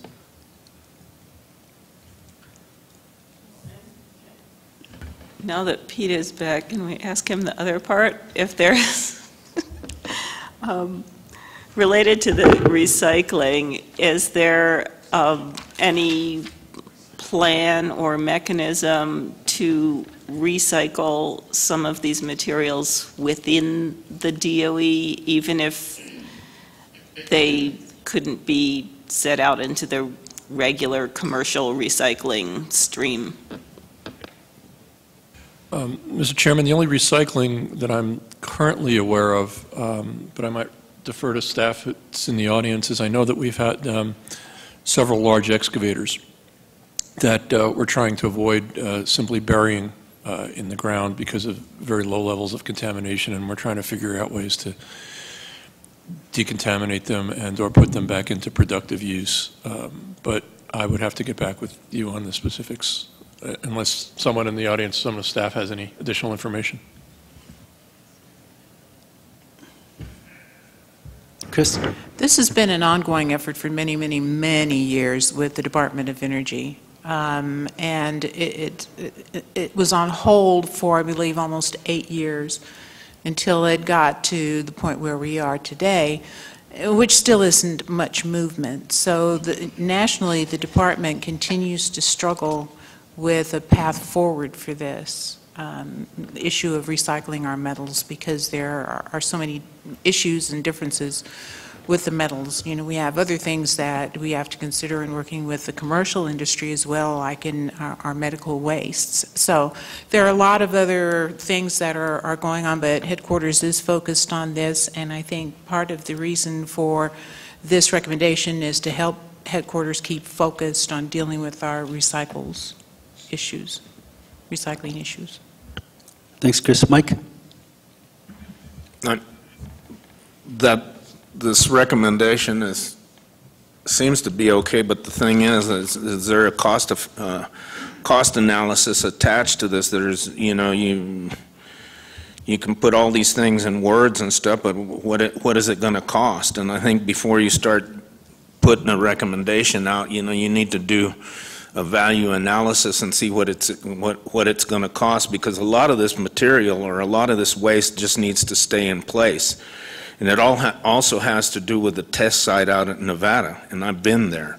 So a lot of this contaminated materials or products or whatever, it just has to stay in place, and that area has to be secured. So you have to take those things into consideration, especially as you have a constriction with your budgeting and the dollar and where the dollar needs to be put. So those things have to, when you do any of these types of recommendations, you need to put that forward, and I think that has to be top shelf. You know, yes, we want to clean up the environment, but how much is it going to cost? And if we leave it in place, is that going to be secure? And then you have to take into consideration all the other possibilities as far as what could happen. You start moving that stuff around. So there's the short of it. Thanks, Mike. And I understand that the cost analysis is part of the recommendation. Manuel? Mr. Chair, Mike, I think in this case, or this recommendation rather, this is more so for non-contaminated material within contaminated sites, correct, Mr. Chairman?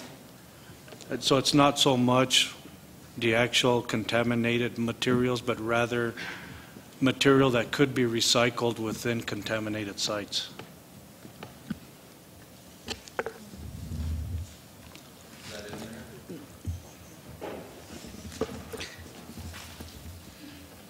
the release of clean metals. It's for volumetrically contaminated metals.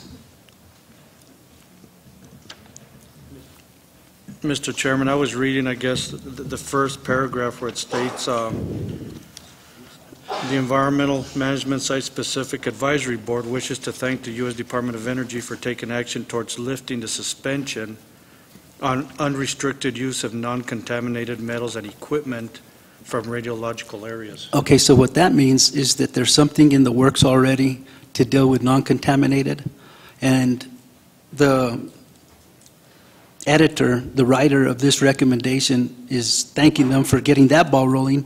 Now here's a recommendation that is asking for a strategy to be put in place for contaminated. The question is this contaminated or is it radioactive? And if it's contaminated externally, that can be cleaned up. If it's contaminated internally, that is not so easy. And Los Alamos has worked through this with platinum, because platinum is something that they use a lot of, and here it is, it's a catalytic material. But it gets contaminated on the outside, so they can clean it up with hydrofluoric acid, and the platinum then is clean. But it's not clear whether it's contaminated or internally or externally. If it's contaminated externally, it can be cleaned up, and that should happen. If it's contaminated internally, that makes it a lot more difficult. Okay, and this recommendation is asking DOE to come up with a volumetrically contaminated metals recycling program, which means all the way through. There's nothing that exists now in writing that says, here's how you should handle these. And we're asking them to come up with an idea of how to handle that. So Carlos, does that mean that volumetrically means all the way through then? Yes. Okay. Chris? If this is something that the board wishes to speak more in depth with headquarters, Christine Gellis, I talked with her when we were at the meeting week before last, and she has agreed to come out and work with us on WIMS, but maybe this is another thing we can have her talk to us about from the headquarters level, how they're working at the national level on recycling. So we have a motion and a second.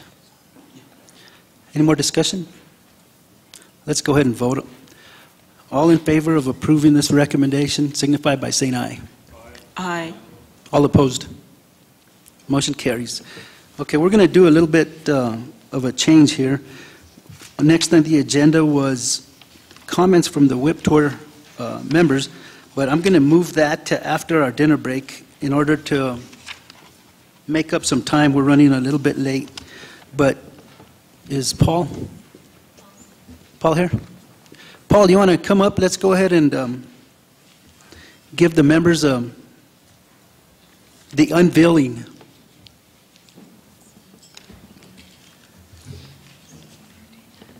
Paul's if I'm not mistaken, a DOE intern from Santa Ana, and came up with a new logo that he'd like to present to the board. Yeah. Mr. Chairman, I had the honor of serving on this board back in 1998 with Paul's father, Elmer Torres, who was the governor of Santa Ana at the time. So it's just wonderful to see, you know, this come around. Lee Bishop asked Paul, who was working at the EPO office up in Los Alamos, as an intern. I think you're an environmental engineer student? I'm working as a... Working on that. And this is his gift to the cab, is a brand new logo for the cab. So this is the first time we'll get to unveil it. So Carlos and Paul, if you would do the honors. And Paul's going to give you the symbolism of the logo. Thank you.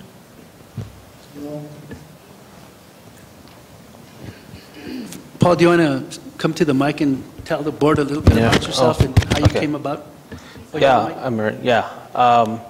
First of all, I wanted to say thank you for letting me have this opportunity to present this new logo to you guys. Like my niece said that Mr. Bishop came to me and then I was able to present him with some of my own designs that I had personally, and he thought that I can somehow present a new logo, and I don't know if this is the first time you guys are going to see it, but I hope that you guys like it. But also again, like Carlos said, I'm from the Pueblo San Alfonso, and I'm working as an intern student.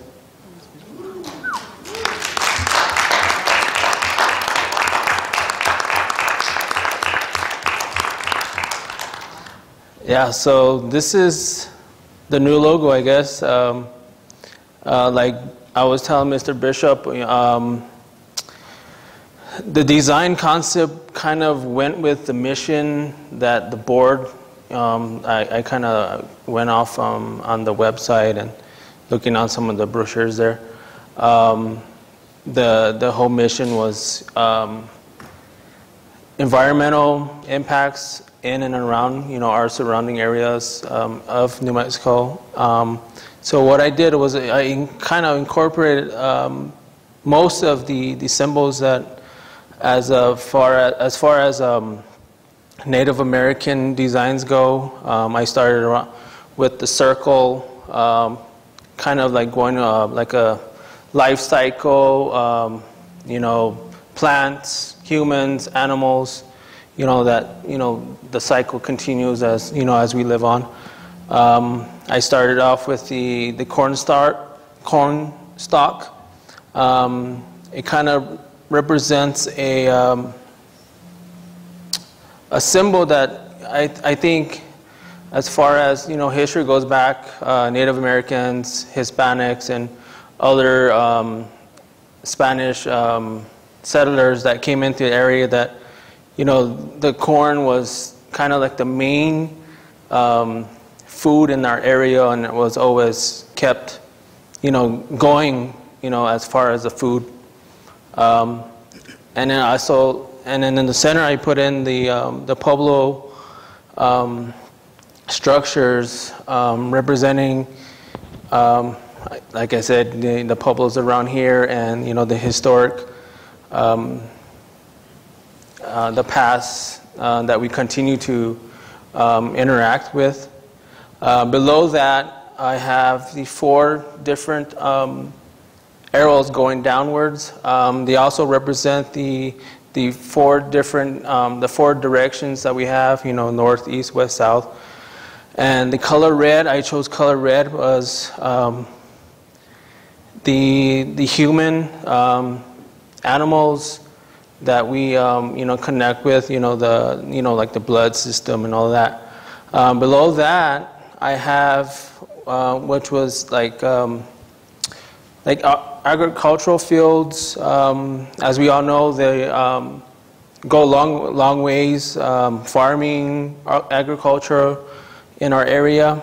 And below that, I have what kind of ties it all together is the water. As we all know, the water symbolizes life, and it also ties in with a lot of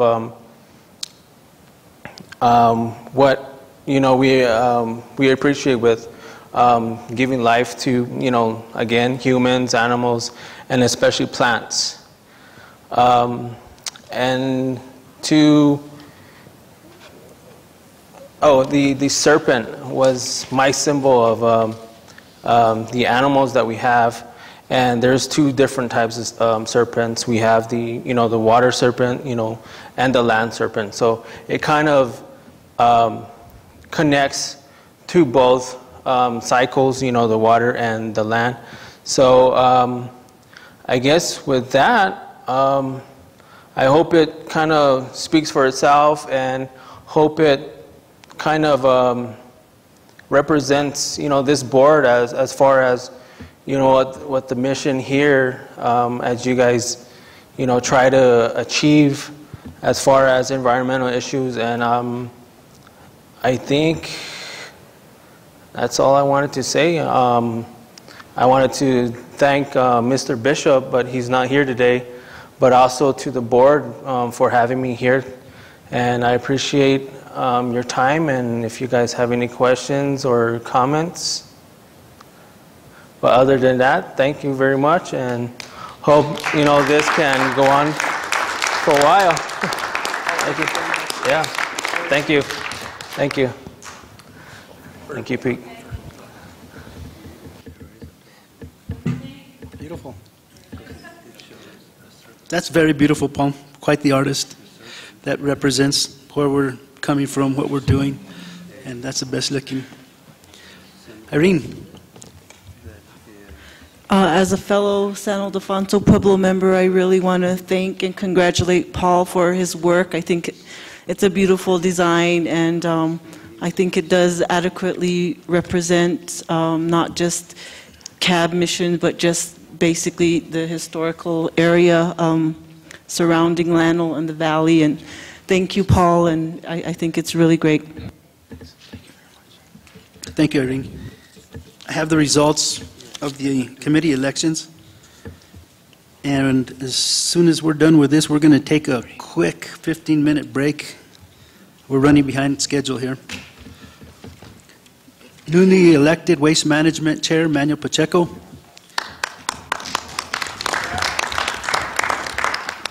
Newly elected Vice Chair Angel Quintana. Newly elected EM&R Chair Mike Loya. And EM&R Vice Chair Nana Girardi. Thank you and congratulations. Let's try to be back promptly in 15 minutes.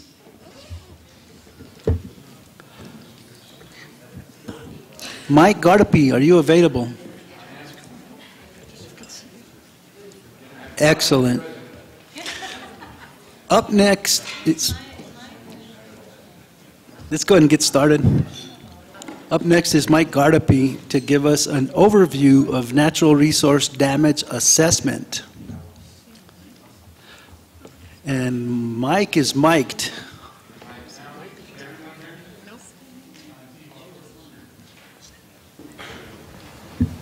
Good afternoon.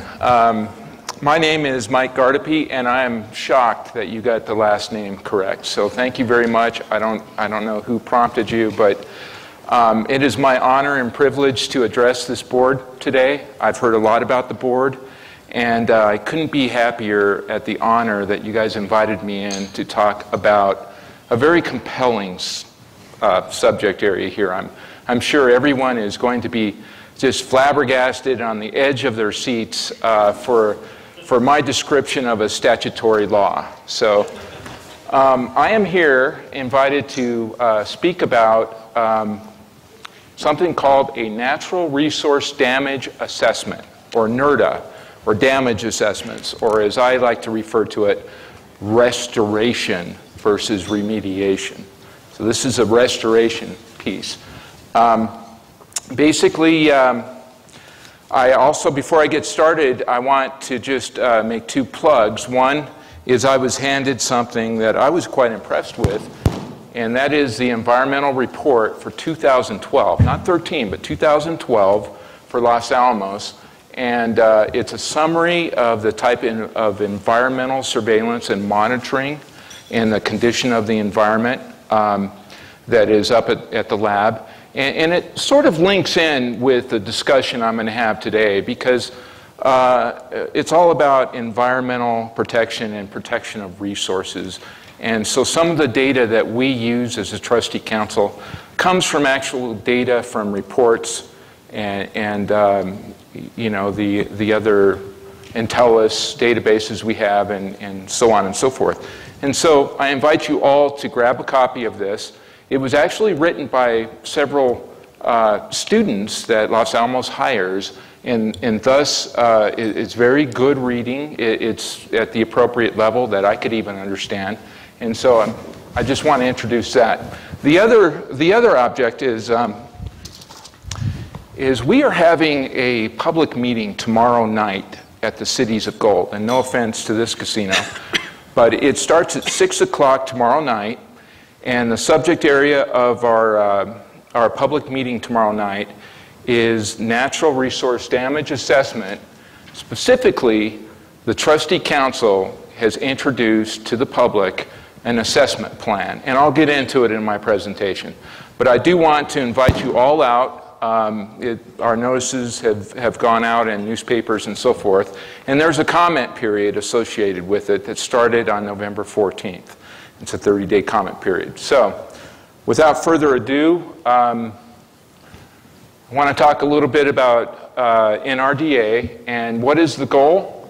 The goal of NRDA is to compensate the public for losses in trust resources resulting from an injury as a result of a discharge of oil or release of a hazardous substance.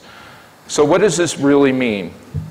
What it is to restore, replace, or acquire a lost resource or the services that resource provides in the services.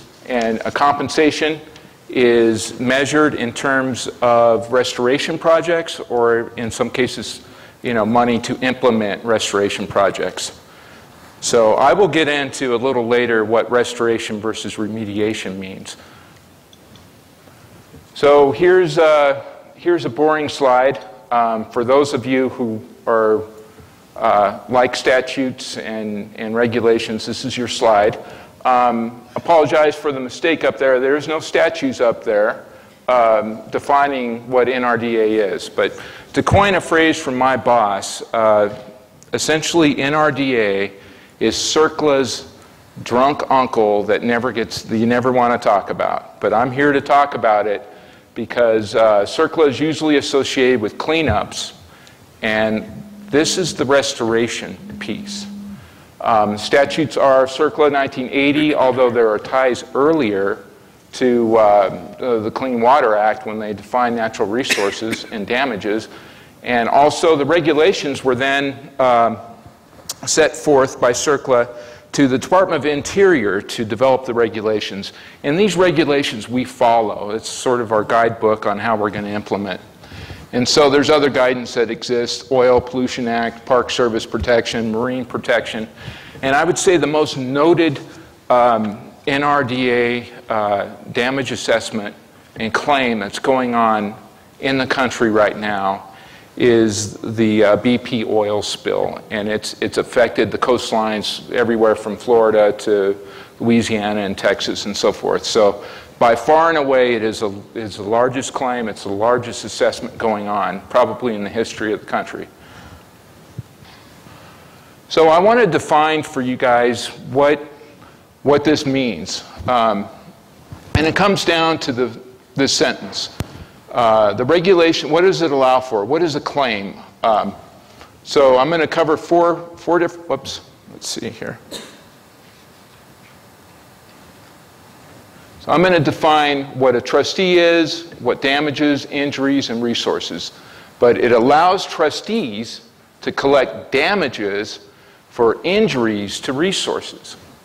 And so what's a trustee? Well, a trustee is an official of a federal, state, or Indian tribe that is designated under blah, blah, blah to act on behalf of the public or the entity, i.e. tribal government, that the public, they're holding a resource in trust for.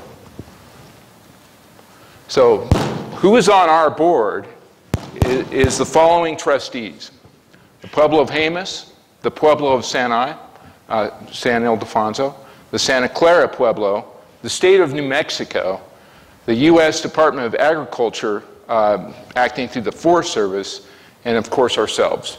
And we all have designees. We are all trustees for the resources that we are in charge of.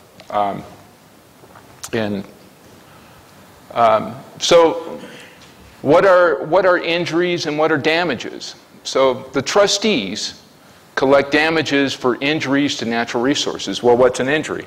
It's a measurable adverse impact or a change to either the chemical or physical quality of a natural resource resulting either directly or indirectly from a discharge of a hazardous substance.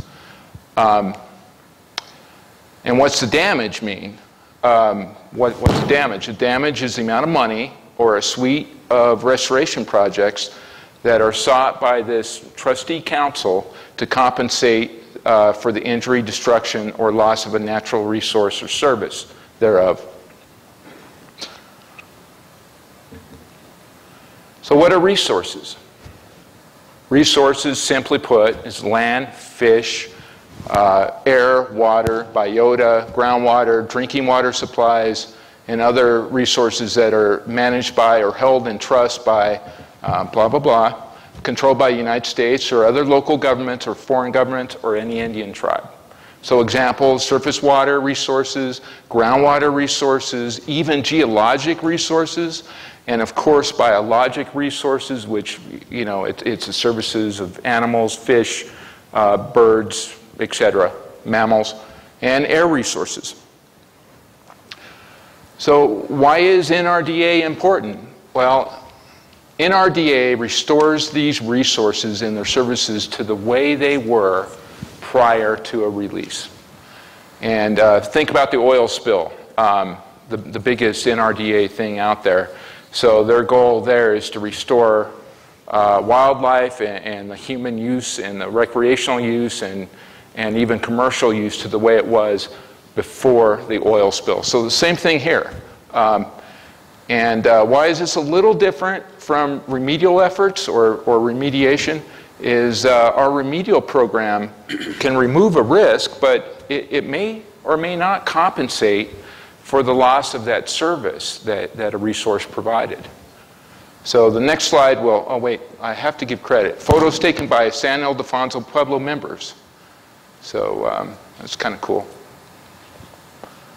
What is the difference between restoration or NRDA and remediation? So I'm assuming that most of this board understands or knows the concepts behind what Los Alamos is doing in its cleanup efforts. And so what in the heck is restoration? Well, the differences are that NRDA is not remediation, and it's not even a term for like a second cleanup. It's a bit different. It's restoration versus remediation. So a remedial goal is goes off. The object is to protect human health and the environment from unacceptable harm, and most of our cleanups at Los Alamos are based on a risk level. We're removing risk to a certain level that we deem, you know, the public deems acceptable. NRDA, however, is based on restoration of the resources back to their baseline condition. And so remedial decisions, they can consider restoration objectives, but they have to be closely coordinated between the trustee, who really, the board of trustees or the trustee council, really govern how restoration is going to occur. And remedial decisions are a different ball of wax. It's more compliance driven. In our case at Los Alamos, it's the compliance order on consent, and other EPA and so forth define what we do or do not do. Another example is a more aggressive remedy in the remediation side. It can reduce the scale of damages on interim losses, and damages can take into account the effects of the remedy. So let's just say that we dig up more, or we do a better job, a quicker job of remediation. Well, that lessens the effect of the amount of restoration we may have to do in the end. And so as such, the regulations also show the restoration can include actions to address collateral injury from a remedy. For example, if you're out there cleaning something up, I mean, there happens to actually be a damage or a potential damage to a resource you're trying to protect. And now, hopefully it's short term, but NRDA takes that into account. So you want to do your remedies, you know, you have to take into account what loss of resources during a remedy. So it's kind of unusual in that aspect. Both goals are to clean things up and restore the environment, but yet. So here's a graphic that sort of shows what we're after here. So this green line is what's known as a baseline service level. And so let's just say this is a population of fish or a human use, or even groundwater services that you know, the services that groundwater would provide. This red line represents what is lost in the ecological services, and the goal of NRDA is to compensate for this area here. And the goal is to restore a lost resource, like a population of fish or mammals or whatever, to rekindle their growth back to the way they were before or but for a hazardous release. So the difficulty with determining what a baseline level is you have to take into account how would this resource have been anyway. Droughts, fires, you know, the natural development that would have occurred anyway, but for the hazardous release. So, why I'm here today is I represent Department of Energy as a natural resource damage trustee on the trustee council. And the trustee council is embarking down this road of NRDA, and here's where we're at. We are approaching the assessment phase.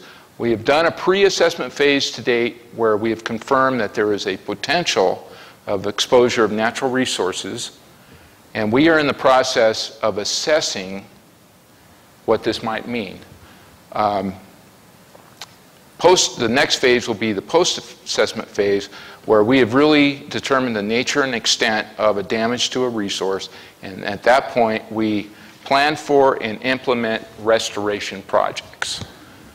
So we are currently in the assessment phase, and let me just, one other note here. As part of the assessment phase, before you run out and you do a bunch of assessment studies, i.e. go out and look at populations of birds that may have been affected, or quality of groundwater, or anything else, you have to have a plan to do that. The Trustee Council has embarked on this effort for the last year and a half to publish an assessment plan. We are all comfortable with our draft assessment plan, our damage assessment plan. And what that plan consists of is those studies and activities we feel need to be embarked upon over the next several years at Los Alamos to further define the assessment. So tomorrow night, if you all show up at Cities of Gold, you will hear details on what our plan consists of. The assessment activities, in a nutshell, are where the Trustee Council wants the assessment phase to go. Is we want to study, to start, we want to study all the existing data that's out there for site-specific environmental and contaminant data. So our assessment plan has taken a step in that direction, and they have looked at a lot of data. However, there's what, about 1,000 studies that have been done through the history of Los Alamos on various biota and contaminant and resource regimes. And the contractor that we hired for our assessment planning, we did not pay them to go through the literature in great detail to determine what is the actual impacts to resources. And so that is our first task of the next phase. And from that, we will then further delineate what additional studies will have to be done. So, for example, more in-depth analysis of environmental media, surface water, groundwater, et cetera. What human use studies are necessary to see how humans use these resources. Actual field studies, if necessary, of the biota. And then, you know, just basically need to understand what's out there, and it will further direct the council to make recommendations on what studies we perform. So, and then what's the result of the assessment? Well, that helps shape the scope and the scale of what restoration is going to be required at Los Alamos. And again, this is separate than cleanup. Cleanup has a very active, you clean up to a certain risk level and then you walk away. Hopefully you're protective of the environment. Restoration takes another step to restore resources that could have been lost. So just a little mental note here, at any time, the assessment plan that we're going to roll out to the public tomorrow night, we can change the plan at any time during the assessment. If something pops up, if there's an interest in something, we can always change the plan to address it. So our progress is we meet once a month we meet as a trustee council, and we have ongoing analysis. Our products, as I mentioned before, are the assessment plan, and prior to that was a pre-assessment screen. And where we're at right now is we just issued our public notice November 8th. Our public meetings tomorrow night, Cities of Gold. The comment period is a 30-day comment period that started November 14th. Our next steps, get through public comments, release the damage assessment plan as necessary, implement the damage assessment, and then plan and implement the restoration projects. And here, I believe, is a copy of our press release that went out, our public notice. And so there is a website to visit, and there's also, we have put the draft assessment plan on our NRDA website and also at the reading rooms, including the cab. So that's basically it. If you guys have any questions, and again, I want to invite you all. Sure, yes. How much money have you all spent today? How much, from the time you started, what was the date that you all started putting this together? And how much money have you all spent? What are your estimates going to be as this thing progresses? Well, that's a very good question that I don't, for the second part of your question, I don't have a solid answer for. The first, we started as a trustee council around 2008. And I started with the pre-assessment screen. And to date, in rough terms, about $2 million has been put forward to this NRDA process. About $2 million, all told. Is that just for land? No, it's for trustee council members. It is actually for the contractor that was hired to do both the pre-assessment screen for the trustee council members and also the assessment plan, which is a pretty thick document and a lot of studies went into it. And so, again, I am one member of the trustee council, and all of these products are trustee council. I mean, it's their product. So, yes, sir. Was there, I must have missed something somewhere along the,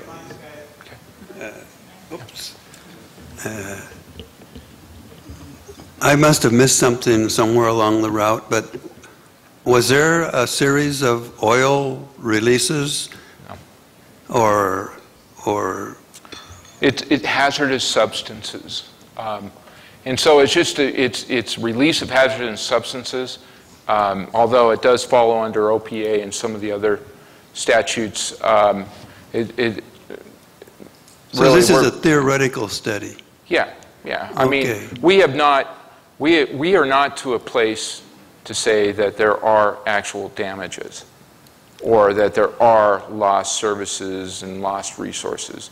But where we are at is that we are to a point where we are releasing an assessment plan to further assess the scope, boundaries, nature and extent, if you will, of any resources services that have been lost. Okay, now there was a release down in Albuquerque at the Air Force that the Air Force released that's still a problem. Would that fall under this? That's That not oil. That I don't know. I thought that, wasn't that a rocket fuel plume? Yeah. Yeah, I don't know much about that, but on our trustee council is a representative from the state's Office of Natural Resource Trustee, and that might be a very good question to ask the state. They would be the ones that would sort of go after that, or it might be of interest to them. I don't know enough about the nature of that to answer your question. Mike, do you have a projected budget? I don't know if I pinned you down on that yet. Well, but yeah, you tried. I tried, didn't I? Okay, let me go get my thumb screw. So anyway, do you have any idea? And I'm not trying to pin you down, just do you have a guesstimate? I wish I did. My initial take is somewhere, somewhere between $2 million and $25 million to get through the assessment phase. That doesn't have any correlation to what restoration would cost or what a damage might be. We're not there yet. And we're struggling what the budget's going to be because our number one task, as I indicated, is to direct the contractor to study the litany of studies that have been out there that Los Alamos has published. And then report back to the trustee council the results of those studies and recommend areas to further study. And so that could be a minimal effort. It could be a bit more. So we're trying to be flexible in what we project. And believe me, my contracting folks are just trying to pin me down as well. Mike, tell me what this is going to cost. Give me some idea. And the best I can do is, it's going to be roughly probably $2 million on the low end to get through the assessment phase all the way up to maybe a $25 million effort. We don't know. Sorry. Manuel, were you next, or who was next? Mike, what kicked in the pre-assessment screening? Is it because of the inception of the council? I'm going to have to, that's a very good question. I should know the answer. I do not know the answer. I can get this board an answer. It's a bit before my time. There were compelling reasons, I believe, to enter into a pre-assessment screen. And I think it was the council had formed and then disbanded and formed again in 2008. And I don't know all the nuances. And I apologize for that. But we'll try to get you an answer. That's fine. Thanks for your honesty. If you can't restore a particular resource, because they have buildings built on top of it or something, can you then restore that service somewhere else, and that counts for restoring what was lost by a particular effort? Compensatory restoration. There's a thing called primary, and then there's a thing called compensatory. Primary restoration, and this probably should have been in my presentation. I know you guys are so interested, but primary is where you actually take site A. Like, let's just say, I heard you all talking about Area G. Let's restore Area G into this pristine, habitat area for a lost resource. And, well, the problem is Los Alamos is an operating mission site, so it may not make sense to do primary restoration. So the answer to your question is, yes, you can compensate by doing a restoration project off-site to get an equivalent restoration credit for the lost resources on-site. And it's, I think it's safe to say that will come into play at Los Alamos if there are, indeed, it shows there are restoration necessary. Nana's got a question. Yes. Nona? Hi.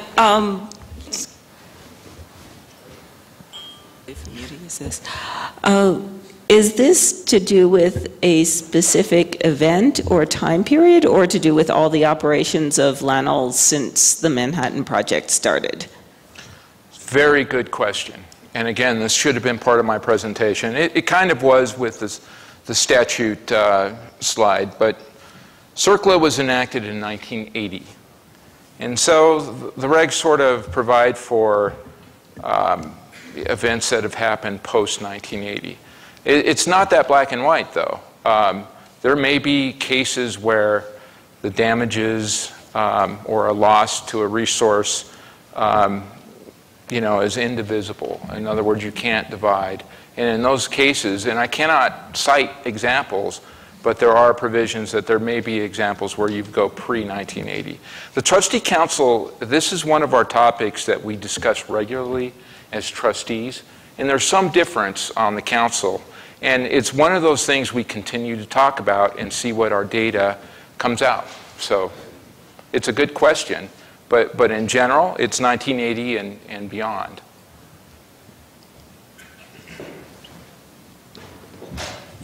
Who's next?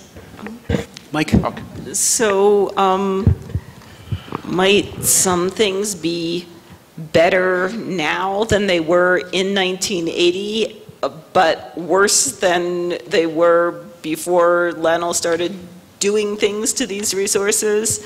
And how would that play into this whole situation and the restoration? Boy, I wish I had, I wish I was knowledgeable enough to address all of that, but the DOI, the Department of Interior regulations, provide a path that we follow as trustees to determine what damages are. And so if you want to go, I don't know if I can get that back on, but I'll go back to the graph. That graph basically starts right here. 1980 would be where this starts. And so the divisibility or not would be this sort of this fuzzy, is it lost before and how much after and that kind of thing. But your question was, well, what if in 1980 it was better, right, than pre-1980, yet worse than when Lanol first operated? Did I capture that? Yeah. So unfortunately, the regulations in that case, we would only be looking at the loss of ecological or whatever resource services from 1980 on, okay? So in that case, we only look at the loss post-1980, so the reference is, was there a loss starting in 1980, getting worse and getting better? That's what we would look at. We wouldn't even look at prior to. So the green line is baseline, right? Right. Right. Yeah, and again, how predictive of it is it on a resource? There's fluctuations, and I heard a compelling talk about the status of our trees as a resource on the Jemez Mountains and in the western states, and it's horrible. But that's habitat for resources, and so that's a compelling presentation I heard. Very very disturbing, but that's sort of a baseline example of how would, for example, the pine trees and the ponderosa pines, as an example, how have they fared in their natural state, and how will they fare? And so that's baseline, whatever that is. If you're going to lose them, that's your baseline. But if they're able to survive drought, for example, that's your baseline. Now, what did a hazardous substance do to that condition? And Two more questions, and then we're going to wrap it up. Yeah. Who's next? Does this assume a 1 gallon spill, a 10-gallon spill, a truckload of spill? What you have no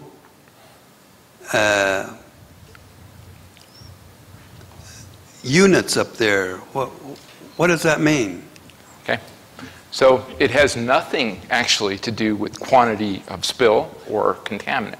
It has everything to do with the effect that spill had on a resource. What is the viability of the resource? What happened to that resource?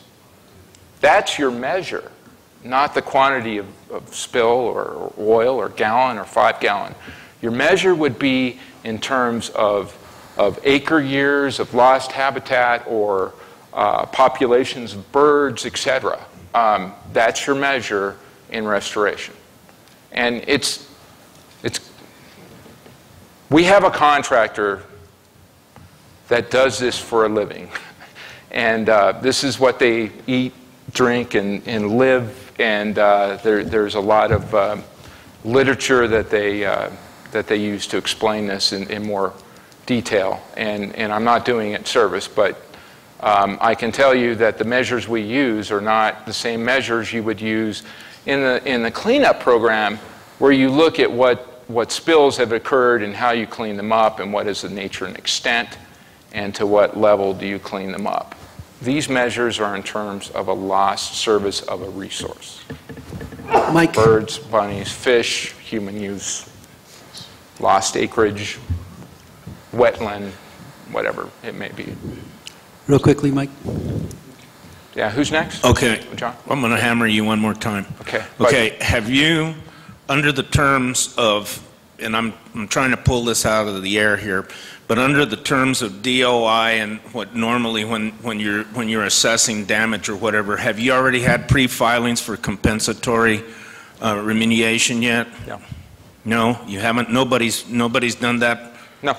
We're trying to. Is the nature of your question have claims? No. Compensatory claims. No. Not yet? No. We are working as a trustee council to determine what those claims should be. We are working, what's the word, collaboratory? Pete, you want to jump in here?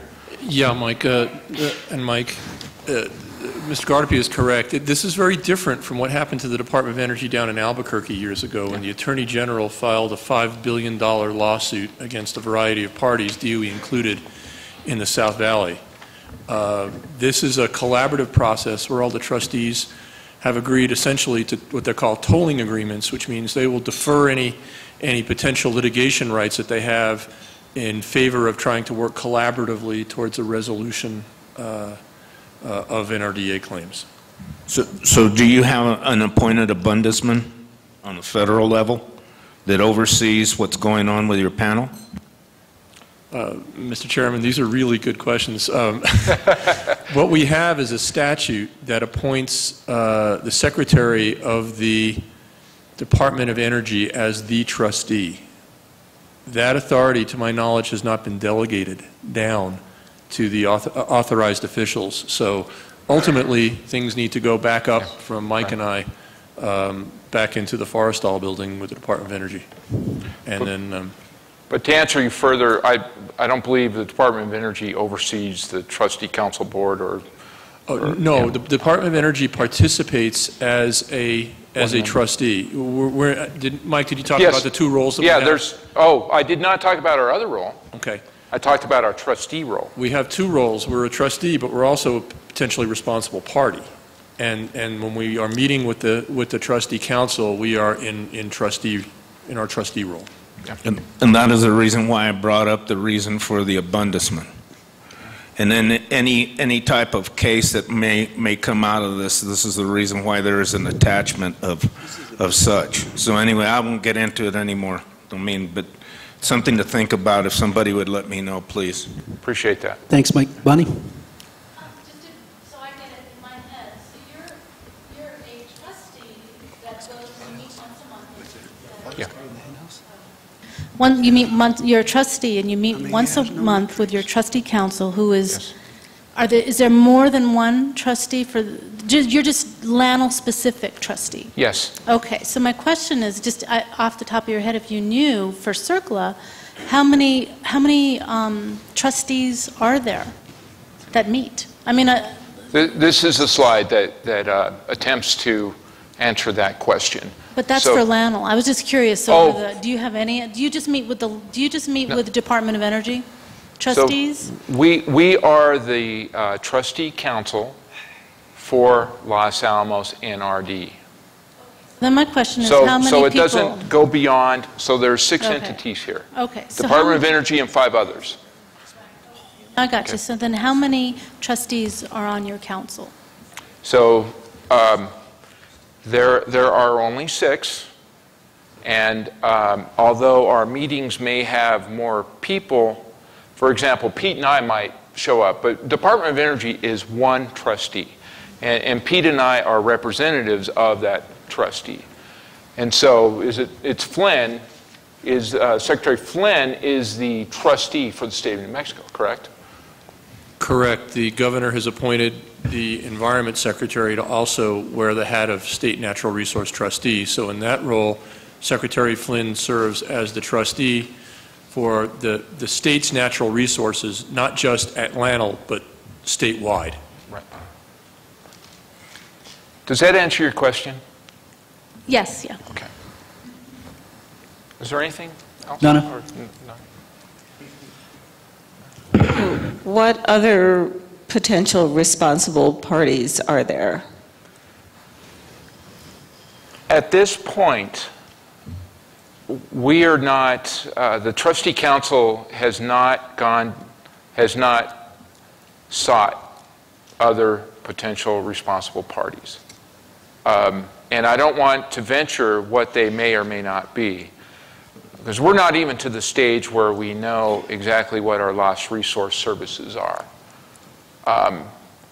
So, I mean, right now, Los Alamos, I mean, this is centered about Los Alamos and the releases that have occurred at Los Alamos and any potential loss of a service of a, of a resource with Los Alamos and even emanating from Los Alamos. So, unlike CERCLA, the other, I guess not the drunk uncle part of CERCLA, but CERCLA seeks all potential responsible parties for cleanups. And that is not necessarily the case with NRDA claims. So I'm not saying that there couldn't be others, but I'm saying that is not an area we've gotten into so far on this trustee council. And I'm one voice on the trustee council, so I don't want to speak for the council, but I'm offering my opinion as a member of the council. Thanks, Mike. I just want to thank our student members, our participation.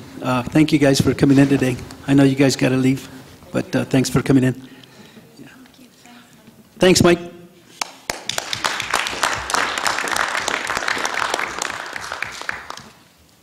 Do we have anybody from the Environment Department here to give us an update? Nobody? We don't know what it is. We don't know. Okay, Jeff. Up next is Jeff.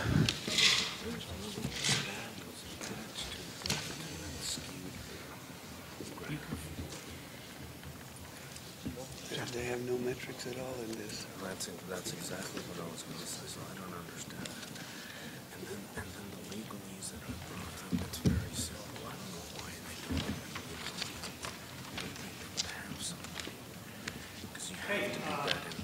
So I'm the Associate Director of Environmental Programs, Los Alamos National Laboratory.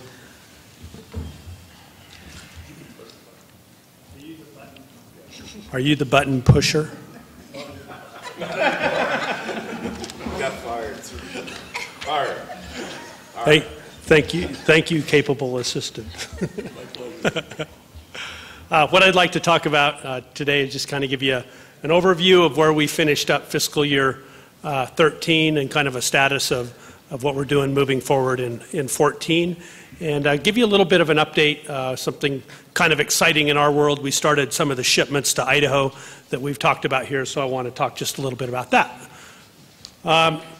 So first of all, we had a goal of 2,600 cubic meters of cumulative waste to be shipped out of the laboratory by the end of September.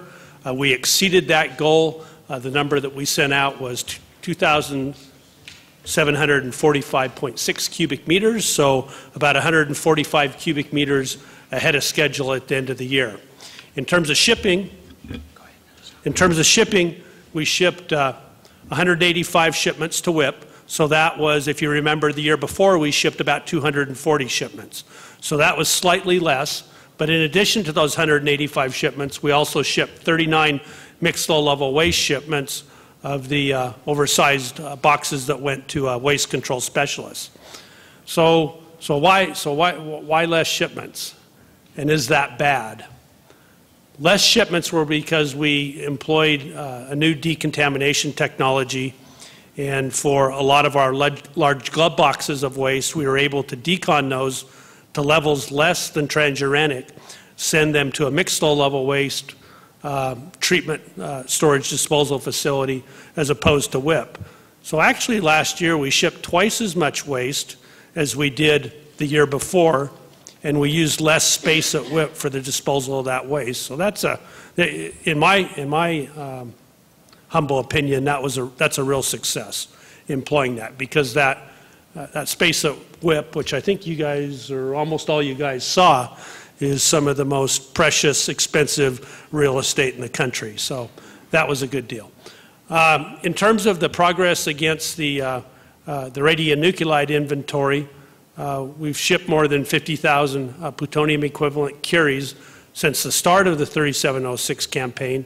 About 33,000 of the plutonium equivalent curies came from the 3706 inventory we shipped. The rest came from waste that had been newly generated since we started 3706. But it was kind of a big deal because for the first time in the last 10 years, we got the inventory at Area G above grade to be less than 40,000 plutonium equivalent curies. And the last thing really in that is that we did, right at the end of the year, we also implemented a new nuclear safety basis. What that did was provide some additional controls against combustible materials, against fuel in buildings, a better way or a more segregated way of inventory of the radiological quantity for storage. But kind of in a nutshell, I think it provided a little better protection against having a fire caused in one of those facilities. So that was a good deal, and we've been operating under that new safety basis since the 1st of October. A piece that we talked about all year long last year that you guys had a big part in is we did get the $40 million. In my career, that's a first time that's really ever happened, but it was really the lifeblood to keep us running through the end of the year. Last year also, we started up our nuclear facilities, the box lines and the drum lines. We started 7-day operations in some. We started 24-hour-a-day operations in some, and we're continuing that work as I speak today.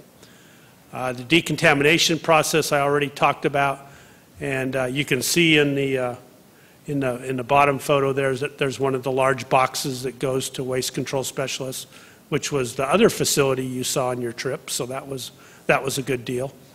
But we made the first shipment that opened the federal repository at WCS. Venturing away from the transuranic waste work, but we started the pumping and treatment of the contaminated groundwater on a test basis. We're going to finish that work up really this week or next week. We will have pumped about 4 million gallons of groundwater and treated about 4 million gallons of groundwater through the two systems that we have out there. We also completed the grade control structure in Sandia Canyon wetlands.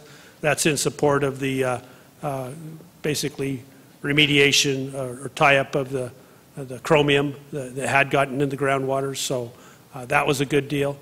Our sampling and monitoring group, we collected more than 350 surface water and groundwater spring samples and performed analysis on those and submitted the correct reports to the New Mexico Environmental Department. And then we continued the operation and providing information to the Buckman Direct Diversion project, and we implemented our telemetry system for doing that. So that was all successful. So last year, in terms of the consent order for the milestones and the deliverable commitments, we met those on schedule except for the ones that we did not have the funding, and those we successfully renegotiated with the state of New Mexico. We've been working pretty heavily with the county, Los Alamos County, on land transfers, on things that they're looking at Trinity Site, Smart House and Nature Center, and the work that was done this summer on Ashley Pond revitalization projects. You can see the control measures on the monitoring sites. We did finish up the Phase 2 sampling in upper Los Alamos Canyon aggregate area, and we're just finishing up work on analysis of all of those samples, and that should be finalize that work. And then, one thing I've talked about all the way through is worker safety. We had a great safety record last year. We finished up at 0.83, which was the recordable rate.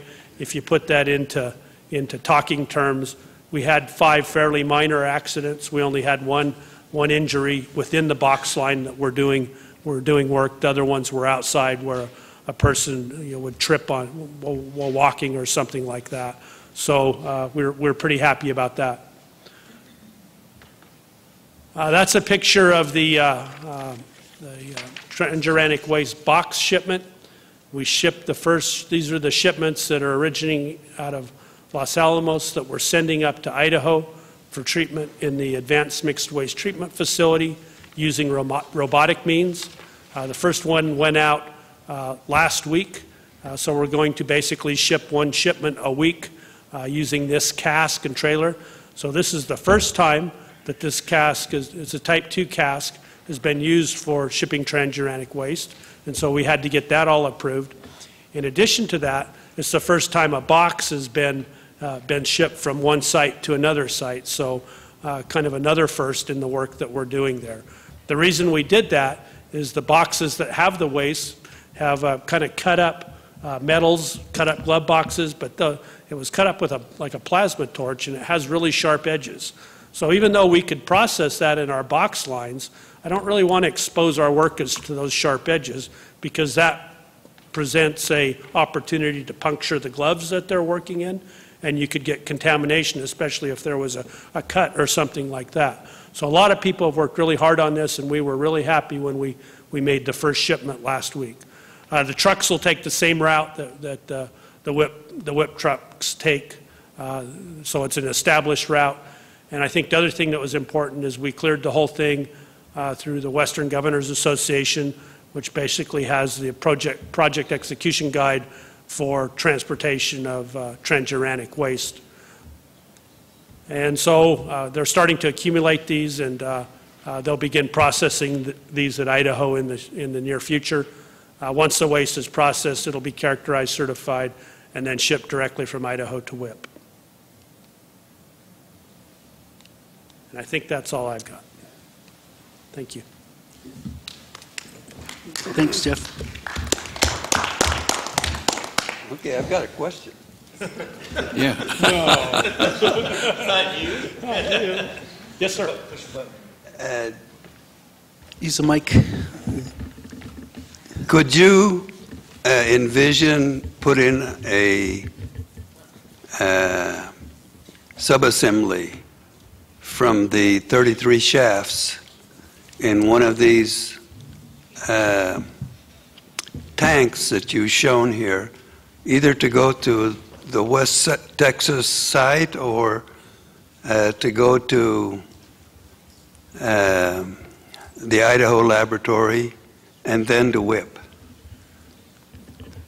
Yeah, I guess it's a possibility. The nice thing about this cask is it's got some shielding and things like that that would be useful as we look at the option from that waste because of the higher gamma fields and things like that. But you've got remote handle capability. Right.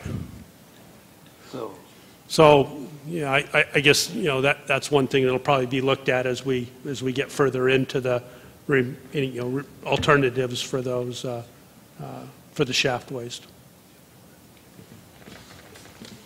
Gerard? Jeffrey, I just have a few questions regarding safety that you brought up. You had 5 accidents, 4 of them were minor.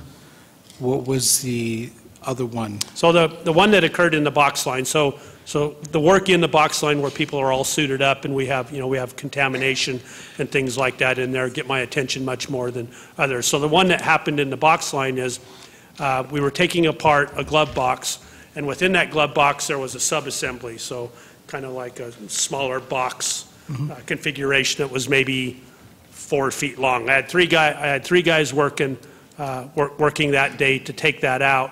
Each person took a kind of they looked, they tested the weight, everything like that, and they kind of strategically placed themselves to pull that out. As they were pulling that out, the thing shifted a little bit. One guy took a little bit more weight than the other 2 guys. What that resulted in was a strain to his shoulder muscle. Okay. So we got him immediately out of there, and he got, we got help and everything like that. But I think we had to give him some prescription medication is what the doctor prescribed. That made it a recordable injury. That was the injury that we had in the box line. And then you had a few trips on the other 4? Couple are trips, pulled muscles. We had one that was a particle in the eye. A guy was doing work in one of the buildings. It's a non-contaminated building.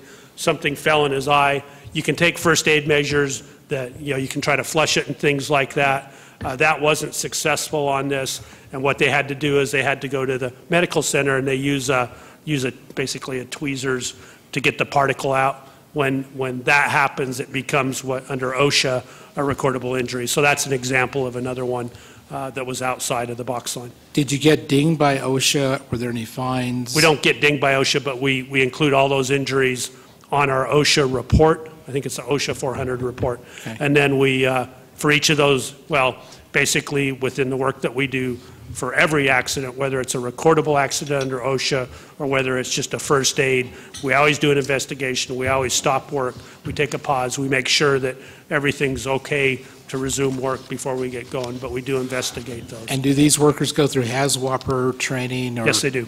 And they carry a 30 or 40 card? Or it's a 40-hour HAZWOPER training to work in our facilities. Great, thank you. Doug. Jeff, could you elaborate some more on the test pumping and treatment of contaminated groundwater on the chromium plume? Exactly what what you're doing. So we employ and such. Yep, ion exchange technology for that treatment. So we basically pump the water up. We had 2 wells that we were using. We ran those wells independently because what we'd like to do is, so we've got basically 20 monitoring wells around the area of contamination for determination of nature and extent of the contamination. So 2 of those wells were well within the zone of contamination, and this year we elected to pump on those 2 wells. And what we try to see is, what the pumping rates are, so that basically shows you what the aquifer is doing and how much water we can get up through there. But it also shows pressure gradients to other wells and things like that. So even though we're pumping on one well, we may be looking at the pressure gradient, looking at the influence of that pumping at different monitoring wells. So what we do is we pump that water up through one of those 2 wells. We run that to an ion exchange column. We basically queue that up in a tank, then we take it out of the tank, run it through a ion exchange column, put it into another tank or surface impoundment. We do the sampling out of that, and before we load the water onto a big water truck, because we land apply the treated water, that we look at the analysis results, make sure the water's clean from the ion exchange column. But the technology for treatment's ion exchange. So are you taking chromium-6 out, or Yes. are you just reducing it to chromium-3? We're taking chromium-6 out. And where does that chromium-6 then go? Once we basically spend the ion exchange column, it's processed out as hazardous waste. Thank you. Nana. A couple questions. How much does it cost to send one of those shipments up to Idaho?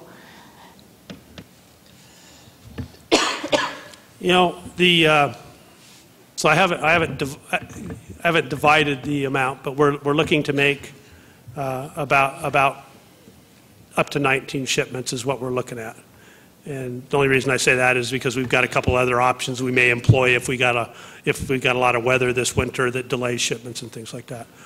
We've spent $2 or $3 million on the, getting the cask, changing the certificate, getting the people in place, doing the mock-ups and things like that. So my head's not good enough to do that math in my book, but that's kind of what the cost of that has been. And so we basically have leased that cask through next March to make those shipments under a contract that DOE set up with the Cincinnati business office. So. And Probably something in that neighborhood. I can answer that 100 G's. Dave might know a little better. I'm Dave Nicholas with DOE. I'm the Legacy Waste Manager. And so the contract we have with Energy Solutions on the 10160B cask is for approximately $700,000. So that covers the 18 shipments that, that Jeff talked about. That doesn't include some of the prep costs that Jeff talked about on his end, on the land side, to prepare the shipments and to get those ready to go off-site. So it might be a little less than I. And the other thing is, what contamination was still in and around Ashley Pond that you worked on? We took samples as they were doing the excavation of Ashley Pond, and we found nothing. That's good. That's amazing. Yeah, it kind of, it kind of underlines the quality cleanup that's been done in the past, I thought. So I was a little nervous as we were doing that, but it's something that had to be done, and that's the results. Steve. Yeah.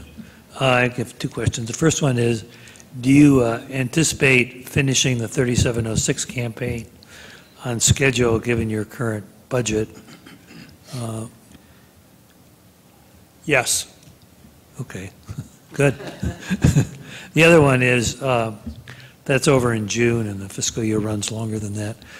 Do you have plans in 2014 to start dealing now with some of the below-ground transuranic waste? Yes.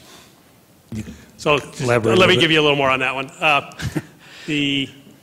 We've started now on all the planning and the work necessary to begin the retrievals work of the 6 of the 7 streams. So the 33 shafts are still under NEPA analysis, but our commitment with the state of New Mexico is to progress forward with the 6 streams. And within the framework agreement, we have basically quantities of waste that we have to disposition out each year. The first year that applies is in fiscal year 15, and I think that number is 250 cubic meters that we have to have out the door. So what our project plan is we're working all that right now. We anticipate, and this is a little bit contingent on what's going to happen in the funding picture, but we anticipate we'll be retrieving the first of the what are called corrugated metal pipes, which are pipes with waste that was solidified, so it's basically corrugated metal pipes with concrete in. We'll begin that retrieval in the late third quarter or fourth quarter of this fiscal year. Manuel? If I just have a quick personnel question. Do the contractors adhere to the HRP, the Human Reliability Program? No.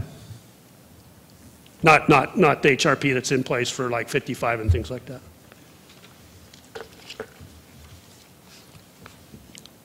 Thanks, Jeff. Thank you. Thank you very much. Pete? Yeah, thanks, Jeff. Appreciate that. Goes around, comes around, I guess. Thank you, Mr. Chairman, for the opportunity to share some thoughts today. Do I operate the projector from here? Is it? Okay. So what I'd like to do is share with the board a little bit about the budget outlook, where we're at, and where we might be headed. Talk a little bit about the planned work scope, and then some of the challenges and strategic changes that I think we'll be looking forward to in FY14. And I'll try and recover a couple of minutes on schedule here. Jeff did a great summary on some of the information I had, so I'm just going to briefly touch on that. We're still working through the framework agreement. As a reminder, that realigned our environmental priorities to more of a risk-based approach And we've had 8 successful quarters of work on the 3706 campaign that Jeff described. So that's really become the cornerstone, I think, of how, an example of how we can perform if we have adequate funding and we have all the stars aligned. The impressive thing for me is the senior federal official overseeing it is all the facilities that Jeff and his team brought online and the volume increases that we've seen in the last 2 years in waste handling, processing, packaging, and shipping. And when you marry that up against the safety record that Jeff has shared, I think it's an excellent story. We couple that with the regulatory relationship with NMED. Secretary Flynn presented to the board a couple of meetings ago. We have alignment with the Environment Department on the goals, the risk-based cleanup. That vision is shared. NMED was a very strong advocate, as was the board and many others in this room, for a strong legacy cleanup budget for the laboratory. And that's allowed us to have the successes of dispositioning record volumes of waste and also helped with the expedited implementation of the chromium project that Jeff described. So it hasn't been easy, but we think we've balanced the framework agreement, the EPA individual permit, and the consent order work that we've done in FY13 to the best of our ability within a funding environment that could best be described as uncertain and at a funding level that was well below the executive budget that was proposed. So hats off to Jeff and his team.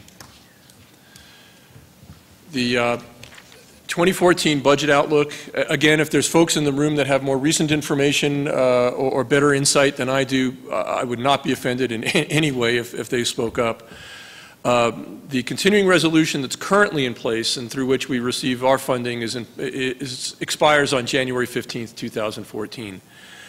That funding was at the FY13 appropriation level, and it did not incorporate the reprogramming efforts that we were successful in achieving in 13. And that's a big point because we received $19 million in EM reprogram dollars and $21 million in NNSA reprogramming dollars, and it was our hope that rolled together that $40 million would be reflected in the CR number that we had for 13, and unfortunately, for 14, and unfortunately that hasn't happened. So we're flagged at a level now that if you project it to an annual amount, it's 173, and we've been prorated for the first little more than a first quarter.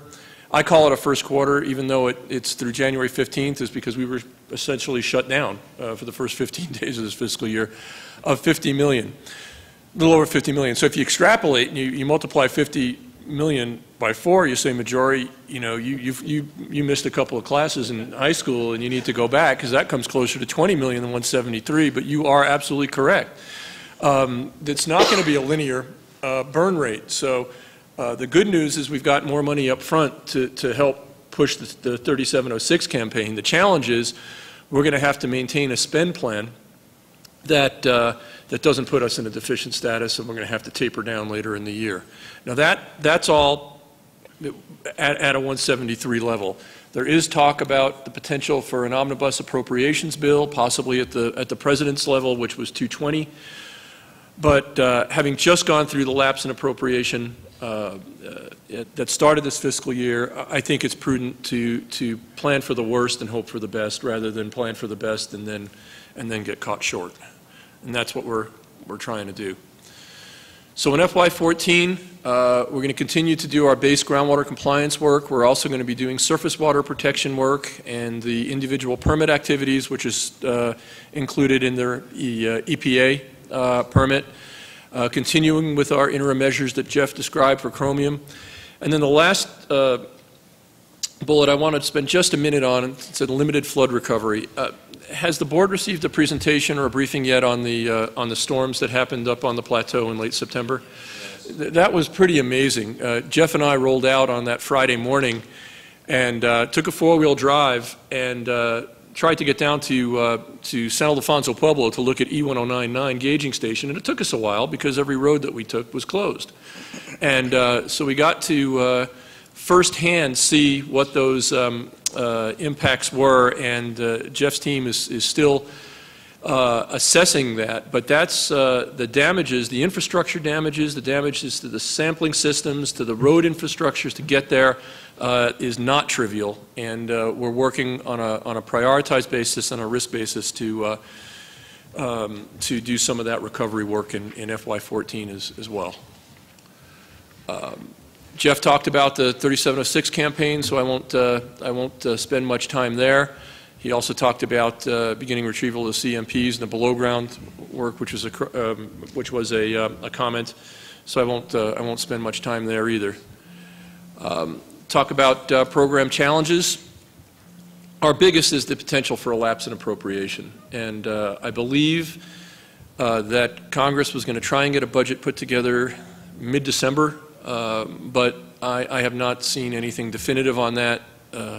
I imagine as we get closer to that date, there'll be more information, speculation, and we're watching that very closely. Recover from the flood event. There's a couple of good photographs of that flood event. That's the White Rock Weir. There's minimal contingency in Jeff's schedule, and we're trying to support Jeff and his team as much as possible with the funding. But if we have another lapse in appropriation, that's going to make it extraordinarily challenging to make schedule. If the continuing resolution funding is less, those are just a couple of other potential challenges. WIP undergoes an outage every year. We're projecting our schedule based on their projections, and if they find something that causes them to be out a little longer, then that's going to be another challenge that we face. I think that's the last slide. From an organizational standpoint, there's a lot of changes at the Department of Energy. We still have an acting field manager, Ike White. We still have an acting deputy field manager, Mike Duval. Mike was our Homeland Security, basically Safeguard and Security manager, so Mike was from here. Mr. White's from headquarters. We are hoping to get the head position at NNSA approved by Congress, and then what I would expect was then the approvals will start coming down at the local level. There's also some changes on the EM side of the House with the political appointees there. We may have some new faces to meet, and we may have some new briefings to give new senior level management in the coming months, but I look at it as all as opportunities for us to spread the great work that we're doing, get support from new folks within the department, and get new champions for the work we're doing. So with that, Mr. Chairman, I could stand for questions, or you can keep going. Mike? Do you predict a shortfall in funding, or is this continuing resolution going to continue for infinitum or whatever? What do you think? What I'm planning for is continuing resolution. If we plan for the continuing resolution and we get more, that'd be great. But if we plan for more and we don't get more, then we're going to be in a jam. So Jeff and I are working very closely together, using that 173 number and with that 50 million that we already have as our milepost right now. And if we don't experience a lapse in appropriation, and if we get that, I believe we can meet the 3706 deadlines. So then MDAH, I believe, and all that are gonna take a back seat while you move forward with the rest of your projects that are online right now. Am I correct in that assumption? What I recall, Mike, is that the CMEs for MDAs H, L, and G are have all been submitted to the Environment Department and are under review. So I'm not certain when those decisions might come, but as we sit down with the Environment Department annually and develop our annual work plans, basically everything's on the table, and we go through that on a risk-based manner and try and pick out what we're going to accomplish in the next year, and then try and put things in the queue for out years. So that's an ongoing process. So Pete, we went from 240 million down to 173 million. We were off for 2 weeks and we're still on schedule with a framework agreement. Good work, Jeff. We've got a great contractor, seriously. We really do. It's very And we've good. got some great subcontractors also. I don't know if Jeff mentioned, but 300 contractors were furloughed, plus or minus, when we had that lapse in appropriation, and I was very fearful that we wouldn't get them all back. And I don't know what you told them, if you gave them Thanksgiving turkeys or whatever, but did a great job on getting them back. I appreciate that hard work. Pete, is there any rumor, do you know if Mr. Huizinga is going to stick around? I've heard in trade journals that there may be another candidate identified, but then again, I've also heard strong support for Mr. Huizinga from within the Department of Energy, so I don't know. I honestly don't know. Okay. Any more questions for Pete? Thanks, Pete. Thank you.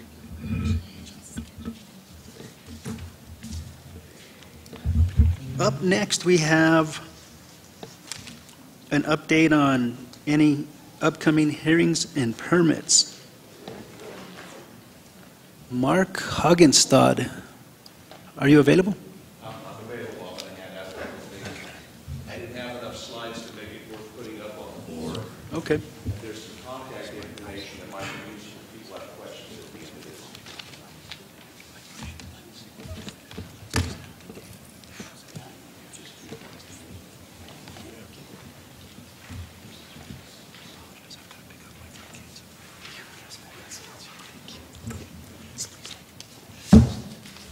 I'll have to wait until we get all these handed out. But while we're waiting, my name's Mark Hagenstad. I work for the Waste Management Division for Los Alamos National Laboratory. And my primary duty is to help maintain and support the laboratory's hazardous waste facility permit. I want to thank the CAB members for allowing me to talk tonight. This is my first time. I am doubtful it will be my last time. And I can't promise you that this is going to be an exciting discussion, not as exciting as Pete's and Mike's and Jeff's, but I'll try not to bore you. This is a relatively new agenda item for the CAB meetings, and I think it's a good idea. It allows us an opportunity to give you an update on what's going on in our permitting world. And it just so happens I got to be the first guy to talk. If you look at the slide one, and hopefully everybody's got a copy of that here, what I'm going to talk about is the hazardous waste facility permit. And that's the piece that I oversee and work with NMED and DOE and all the clients on. And it's made up of a whole number of things. We have container storage units, we have treatment units, we have storage tanks, we have interim status sites, we have sites we're trying to close. When the laboratory's hazardous waste facility permit was reissued, it was renewed November 2010, the state basically told us that you have a number of interim status sites that you've got to either permit permanently or you need to close them out. So we've got that going on. The intention, what I want to talk to you about tonight, is really just what are the hot topic permitting activities going on with us right now. Now, we've always got a lot going on. We have to maintain the permit when there's changes to waste management units. Some of those are really trivial. They don't take a lot. It's sometimes just a notice to the state. Other times it takes an approval, but they're all pretty minor. But the ones I want to talk to you about are on the second slide. And it's really what we have in the hopper right now. And these are real important permit mod requests we have with the state. For example, I'm sure plenty of people have heard about the TA-63 new transuranic waste facility. That facility is designed to basically take over the newly generated waste temporary storage for the laboratory when TA-54 starts moving towards closure. So that's what that facility's for. It's a very simple facility. It's made up of about 5 storage shed units.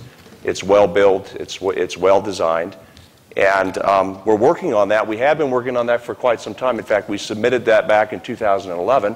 And we've been working with the state to and are waiting for a decision to be rendered by them. And actually, we're at that point where we're waiting to hear from them anytime. Now, the state, what they'll do is when you submit a permit mod request, you go through a whole process, which includes the public, and the public gets a couple opportunities to comment. Then it goes out as a draft. Public gets an opportunity to comment at that point, and then the state, either when they render a decision, they will either approve the permit mod request, they'll deny the permit mod request, or they'll approve it with conditions.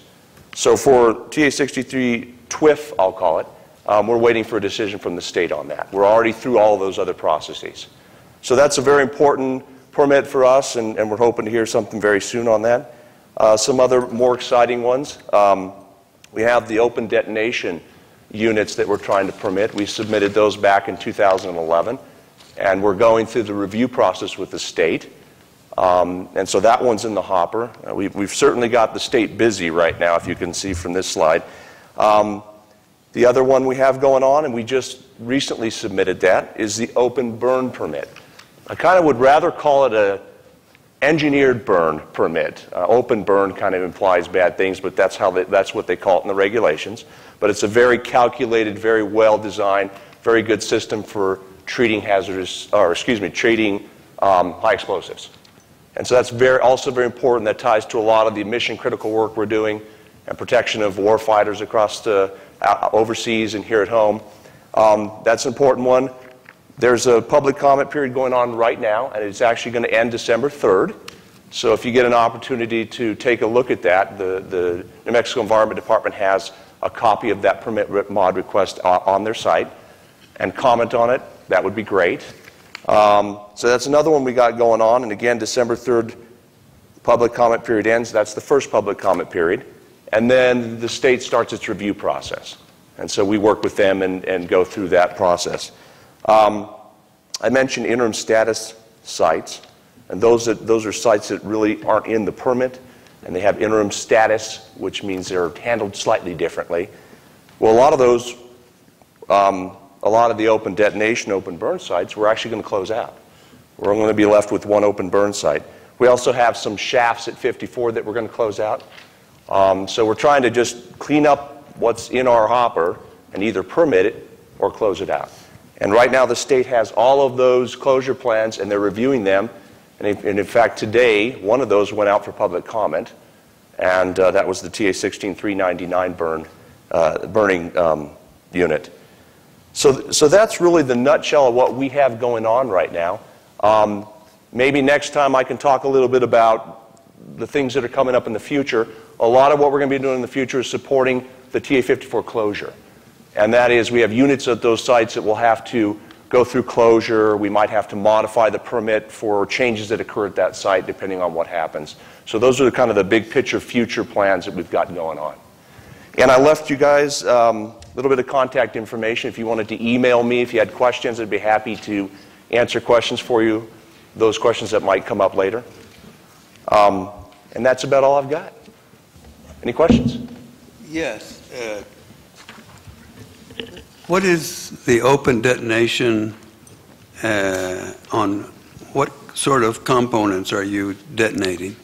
So I didn't actually write the PMR, but I will tell you that, because I have technical folks who do that, but essentially it's getting rid of high explosives waste that it's just too unstable to treat any other way. It's too unstable to transport.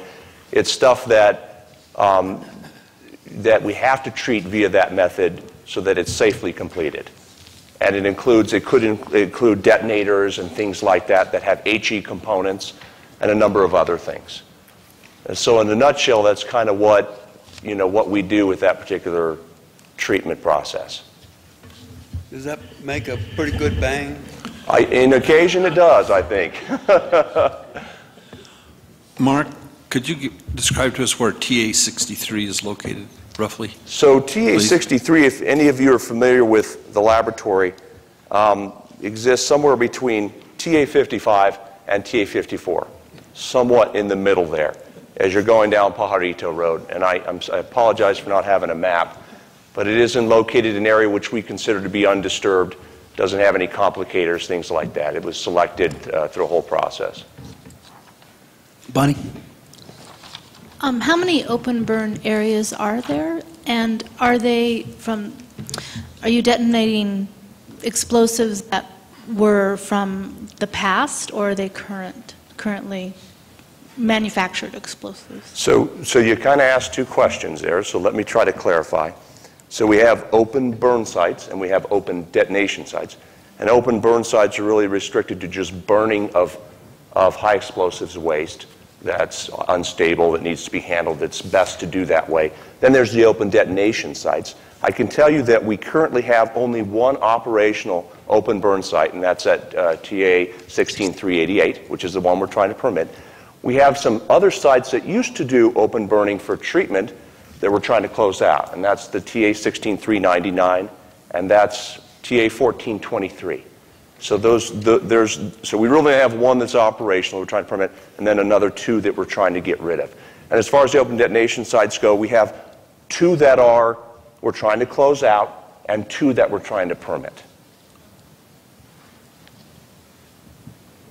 Danny? Thank you, Chairman. Mr. Hoggenstadt, is there a map, or maybe the board already has a map of all the sites, like a spot map, and are there any sites that we don't know about? There is a map. In fact, at the last public meeting, we brought a map. I don't have that with me, of course, but we do have a comprehensive map that shows those. And as far as I know, I'm not too sure what you all are familiar with, but this information certainly has been provided to the public. So it is public information, if that answers your question. And then I guess another follow-up. Are there any, say, unpermitted sites that have been grandfathered in?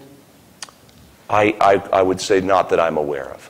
So every site would need a permit or have to be going through a Correct. permit? If any site was being used as a hazardous waste management unit or treatment unit, it would either be as an interim status site we're trying to permit, or it would already be in our permit. So everything comprehensively is covered. In any site, Mr. Chairman, excuse me, any site that you're trying to close out would have to go through decommissioning and proper disposal? That is correct. And in fact, those closure plans I talked about, we're waiting.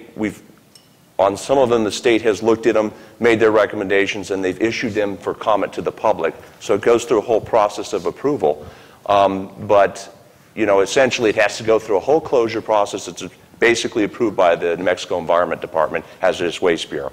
And then we have a certain timeline in the regulations to implement that closure with all kinds of conditions associated with, cleaning up units, maybe potentially cleaning up sites based on what's out there. Thank you.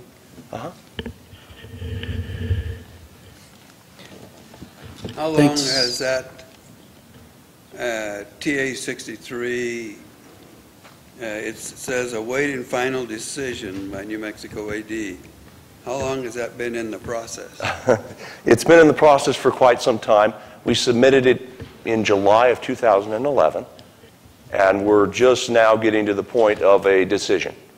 So it's a long process, as you can imagine, because the state takes it very serious. The public gets involved to a high level, and it's about getting things right. But we did submit that in July of 2011. So that particular one has been in the hopper since then. Manuel? Mark, I was going to ask that same question, but so has the state given you an end date as to final decision on the TWIF? They have not. We're anticipating a little birdie told me that we're anticipating something here before Christmas, some sort of a hopeful decision or a path forward on how they're going to move forward with that. And that's about all I know at this point.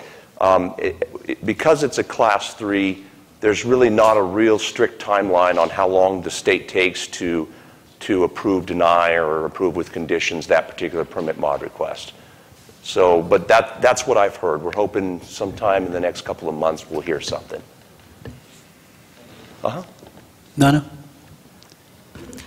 So what are you doing with the unstable high explosives meanwhile? So meanwhile, well, first we're very safely storing them for as short a period of time as we can. But because we have interim status, we're allowed to treat those. And we will continue to be allowed to treat that until we submit a permit mod request and hopefully continue to when the state approves that permit mod request. So again, it's interim status, which has its rules and requirements. When it gets permitted, they're a little more strict, and that's why we want to go to that. And in fact, the EPA is not real favorable having interim status units out there. They prefer for them to be fully in the permit, and that's what we're doing. Good question, Nana. I'm glad he didn't answer with putting a longer fuse on there or something. Mark, I have a question for you. Sure. Is there any underground test sites on that property that we need permitting for? So as far as hazardous waste permitting, there are none that I'm aware of, and boy, there better not be. And we're pumping chromium-6 out of the ground and applying it to surface. Did that require a permit? So in that particular case, I think that was worked, and I'm not an expert on that, but I believe that was worked through the Hazardous Waste Bureau, the consent order, but also it's worked through the New Mexico Environment Department Groundwater Quality Bureau and Surface Water Quality Bureau. And there are whole notices of intent processes you have to go through to get approval from the various agencies to do that work. So I'm pretty confident that's what happened in that case. Jeff? Yeah, so once we take those out of service, they're basically stored on a temporary basis under RCRA regulations until they're basically shipped out. So that's how we manage that, those spent ion exchange columns. Very well. Any more questions for Mark? Mark, Thanks. thank you. Thank you very much.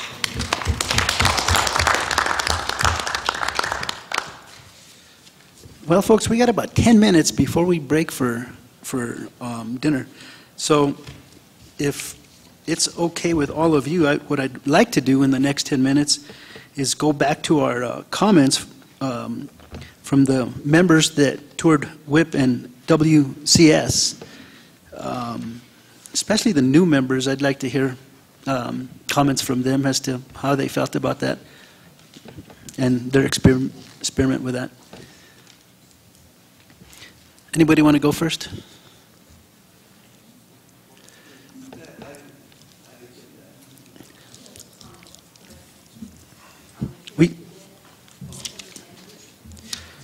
Yeah, on our new business item D, we have comments from members on WIP and WCS tour. And so I kind of want to get an idea as to, Mary's going to go first. Thank you, Mary. You're welcome. I don't really know how to do this very professional, so I don't have to put that up. Or, Yeah. Anyway, so.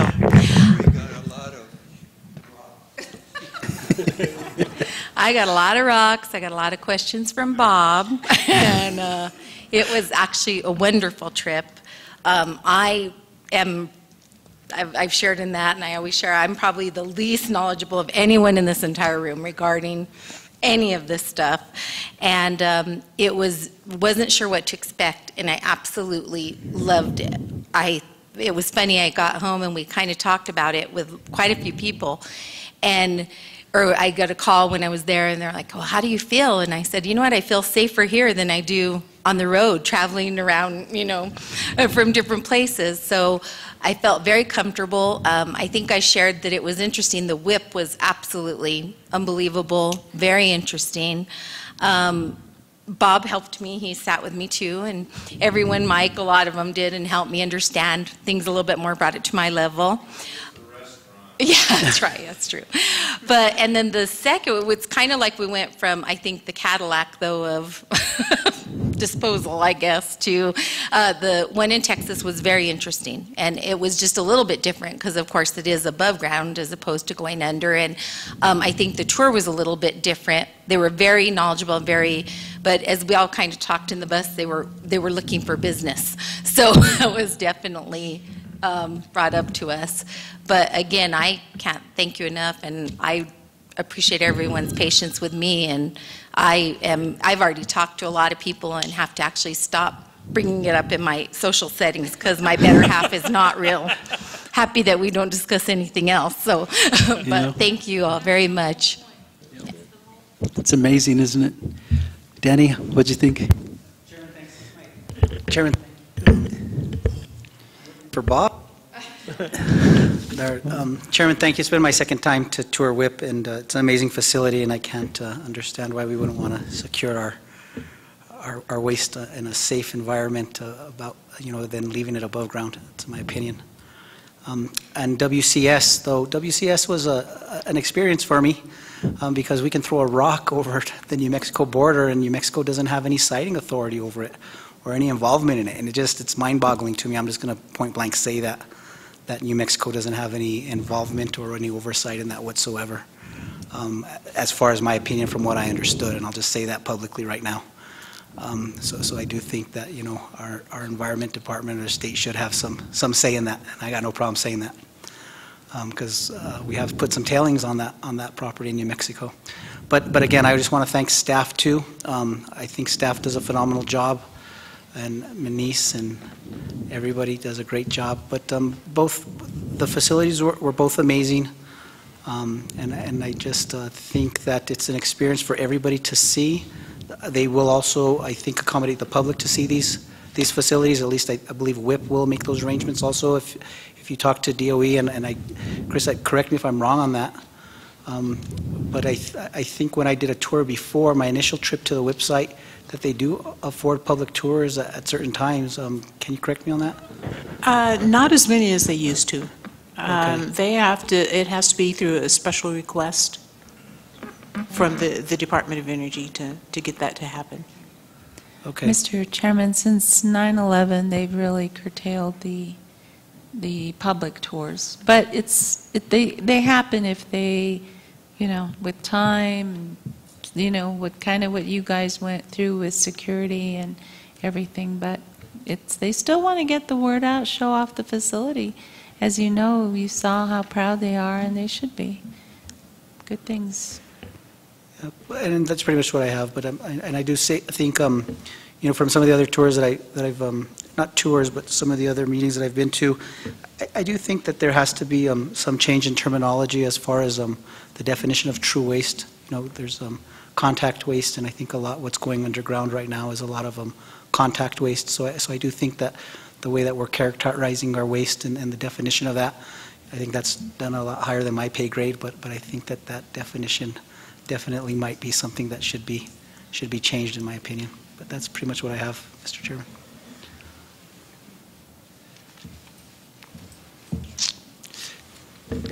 Anyone else? Steve? I thought it was a great trip. I think for anybody who's on this advisory board, it ought to almost be required, because it's something we talk about all the time, but you really don't get, at least I did, much of a sense of the scope of the size of the WIP operation. It's much, much bigger than I had realized. So I think that's one thing you can come away from that tour. It's one of those places you almost have to see it to really understand what it's all about.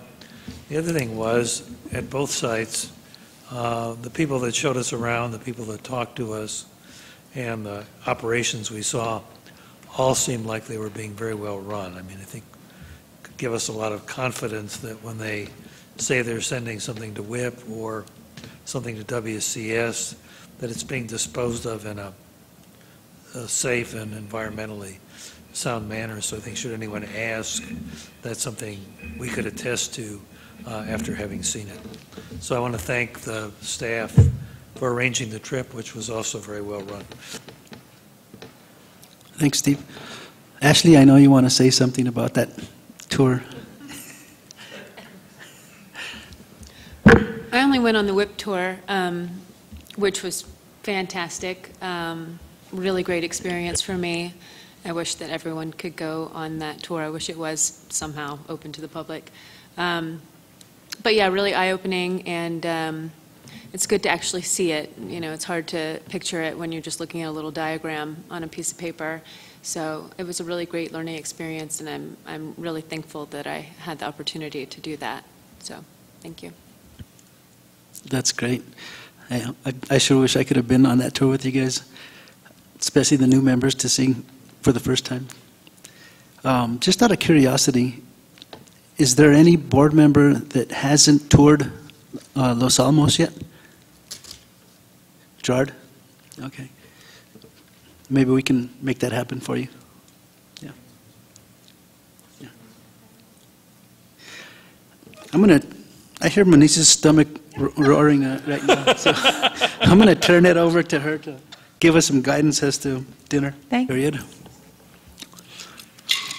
And I see you out there, Scott, hiding behind chairs. If you want to come up to the mic and introduce yourself to the board.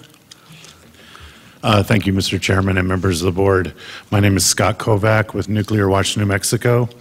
I don't have much today. I did notice that Mark Hagenstad missed one thing on his list of permits and stuff. So maybe we could add that instead of upcoming hearings and permits.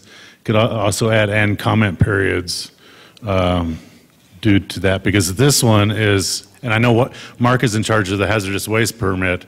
This is actually a discharge permit for the radioactive liquid waste treatment facility at TA 50. Comments are due December 10th. This is where they're planning on treating 40,000 gallons per day of radioactive wastewater and discharging it either by mechanical evaporation, solar evaporation, or out and outfall into Morton-Dad Canyon. So this wastewater is heavily contaminated with tritium. Most of the evaporation is to evaporate, large quantities of tritium out of the water. So I just thought you needed the cab, make sure the cab knew that. Thank you. Thanks, Scott. Patty, do you have anything? No, thank you. Okay. Great trip to WIP. Excellent. Excellent. With that, we'll close the public comment period. I forgot one thing. I'm sorry, Mr. Chairman, if I may. That's okay. Speaking of WIP, I just wanted to give you all a comparison. When a group of activists, including me, toured WIP in May, I counted over 25 security guards with M16s following us around. So I'm just saying, you guys, just different experiences. But I enjoyed the tour too, also, and very fascinating place. Thank you. Yeah, that's news to me. That's interesting. Let's go ahead and move on to Ms. Chris and an update from the Deputy Designated Federal Officer. I'll keep this quick so we can get out of here. Looks like the weather's getting pretty nasty outside. As you see in your packets and up on the wall there, that is a list of our recommendations for this year. We had 9 as a total, and we've closed all but the very top one, which is really good. We're really trying to improve that process of getting recommendation responses back to you quickly. The one on top is actually the recommendation that was forwarded to headquarters that we talked about and voted on earlier today. So that is the status of our recommendations. We're on top and moving forward. Other items that, and let me apologize for not saying this before, but the reason Lee isn't here this evening is because his house was burglarized last night. And so he's having to deal with that, so that's why I'm here. Other items, just to close out briefly and in wrapping things up, we're at the, of course, at the end of the calendar year, but we also completed our fiscal year. So just generally telling you what we did for the 9 recommendations. I think the 2 that stand out that are most noteworthy are the fire recommendations, because that led to Lance and Patty doing a great job in developing the fact sheet that is now presented to the public, and this is what we can use continually, especially during our fire season. So thanks to the CAB for that great recommendation. The other recommendation that was just forwarded to headquarters is another one because it takes on a national focus, and it involved all of the other national cabs across the complex. So that was a great one as well. The other things that occurred this year is, as you know, we had the WIP briefing that was in Taos as a result of discussions between the CAB and NMED and DOE. And NMED actually using the CAB as a catalyst for providing a forum for the discussion that the NMED had at the Taos meeting. So that was a great thing.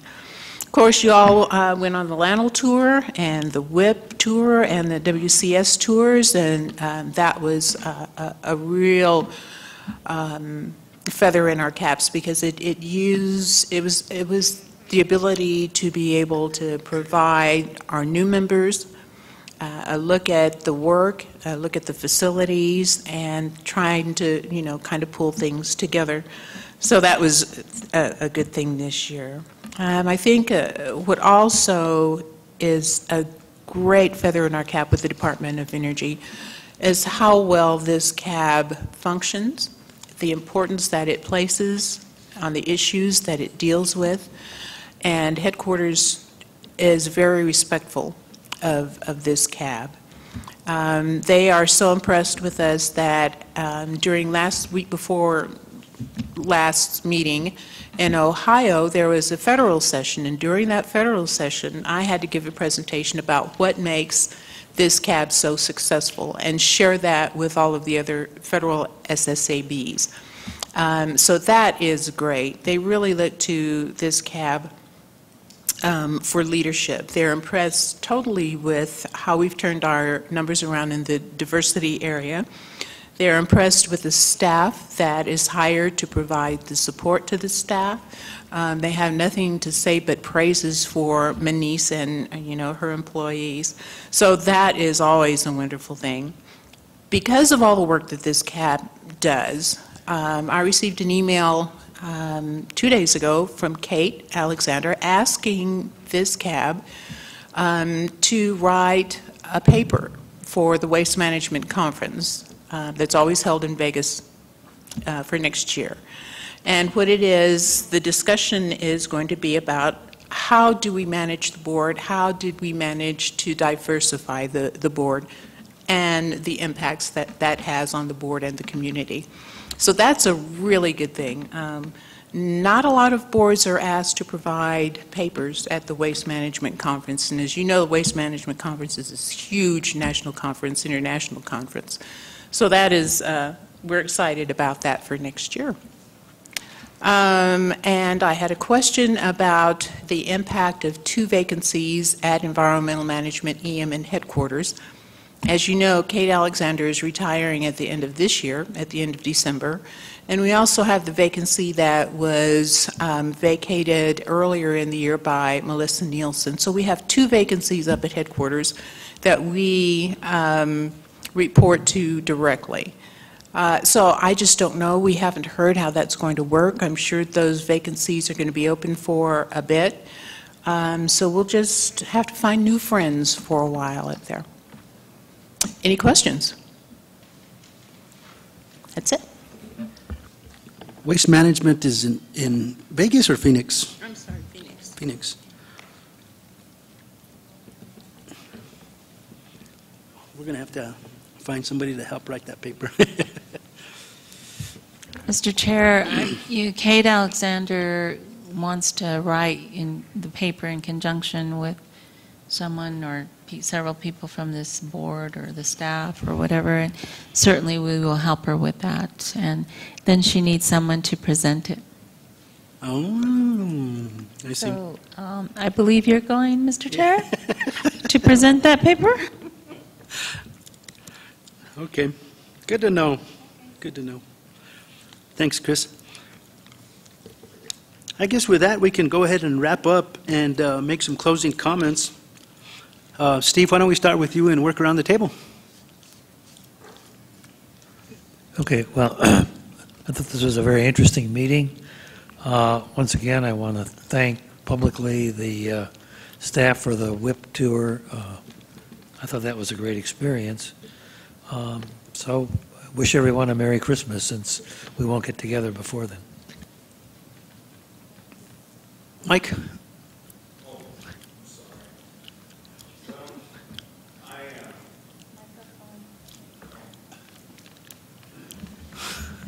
I think that we definitely need to focus on the primary issues, and I think the water issue is very important.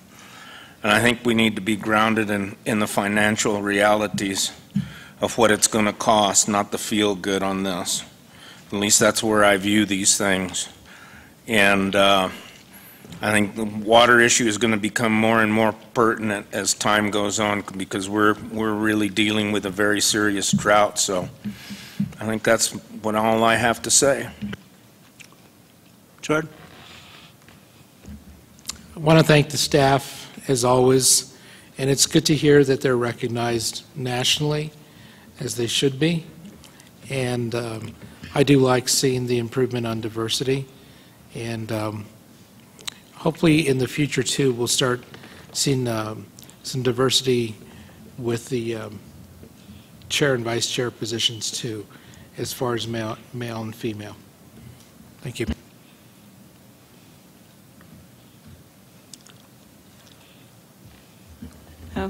I'd also like to thank Manise and the support staff.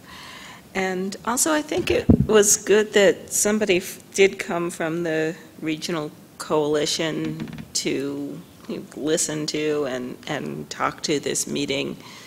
So because it's good to have different points of view, addressed in one place. And also, I do really like the new logo. And what I especially like about it is that I could see right away everything, before it was even described, what everything in it was supposed to represent and why it does represent what we're trying to do here and our communities. Mr. Chairman, thank you so much for running a good meeting, as always. Thank you for representing the board so well in Ohio, you and Doug and Chris. We did miss you on the WIP trip. Thank you for being here. I know it takes a lot of time and it's an effort, but we appreciate it. Thank you to the public for attending, and of course to William and Bridget for their hard work, because they're great staff. And I want to wish you all very, very wonderful, happy and holiday season, and happy Thanksgiving next week, and be safe, all of you. Thank you. I have nothing else. Well, as I say, it's been certainly interesting and eventful meeting today with all of you. I thank DOE and you all for sending me over to Ohio to participate with the chairs meeting. That was certainly interesting and well worthwhile. Hopefully that other members can go to some of these things and see what's going on with these other cabs and also the other areas. I thank staff, as usual, good work, giving us a good meeting room and a great dinner, and helping us all to, maintain our posture and all these things. Thank you.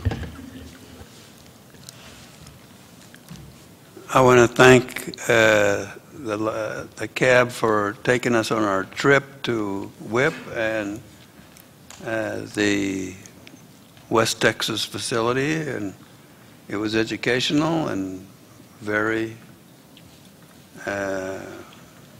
very good trip. Mr. Chairman and everybody, I just want to thank all of you. It's been a very valuable learning experience for me. This is a first-class organization. I'm very proud to be part of it. Hopefully I'll bring a good perspective of what I offer. And I'm just, again, proud to be part of this organization now, so thank you so much. And I want to just echo everything that's been said so far. Thank you. And I guess just thank you for having me back here. It was a valuable meeting to kick off my return to work. So thank you for this opportunity again. Congratulations. Thanks to everybody who puts on these wonderful meetings. The WIP trip was very informative. I've been on the previous one, and there's even more information that was very needed. I guess happy Thanksgiving, Merry New Year, and Merry Christmas. Go ahead, Mike. Yeah, I wanted to add one thing. Thank you all, staff, and that was a good trip. I really liked this so much more. This trip was really neat. There were some very nice people, and I was with a certain county commissioner, and there was a public works guy that I got to meet, and I found out that his mother-in-law was the lady that drove off with a cart down over at WIP. Remember? Yeah, so it was kind of a neat thing today. But I also want to say something about William. You're doing a heck of a job with the computer stuff. I mean, you're all on it. So don't let that get to your head. Bridget, thank you.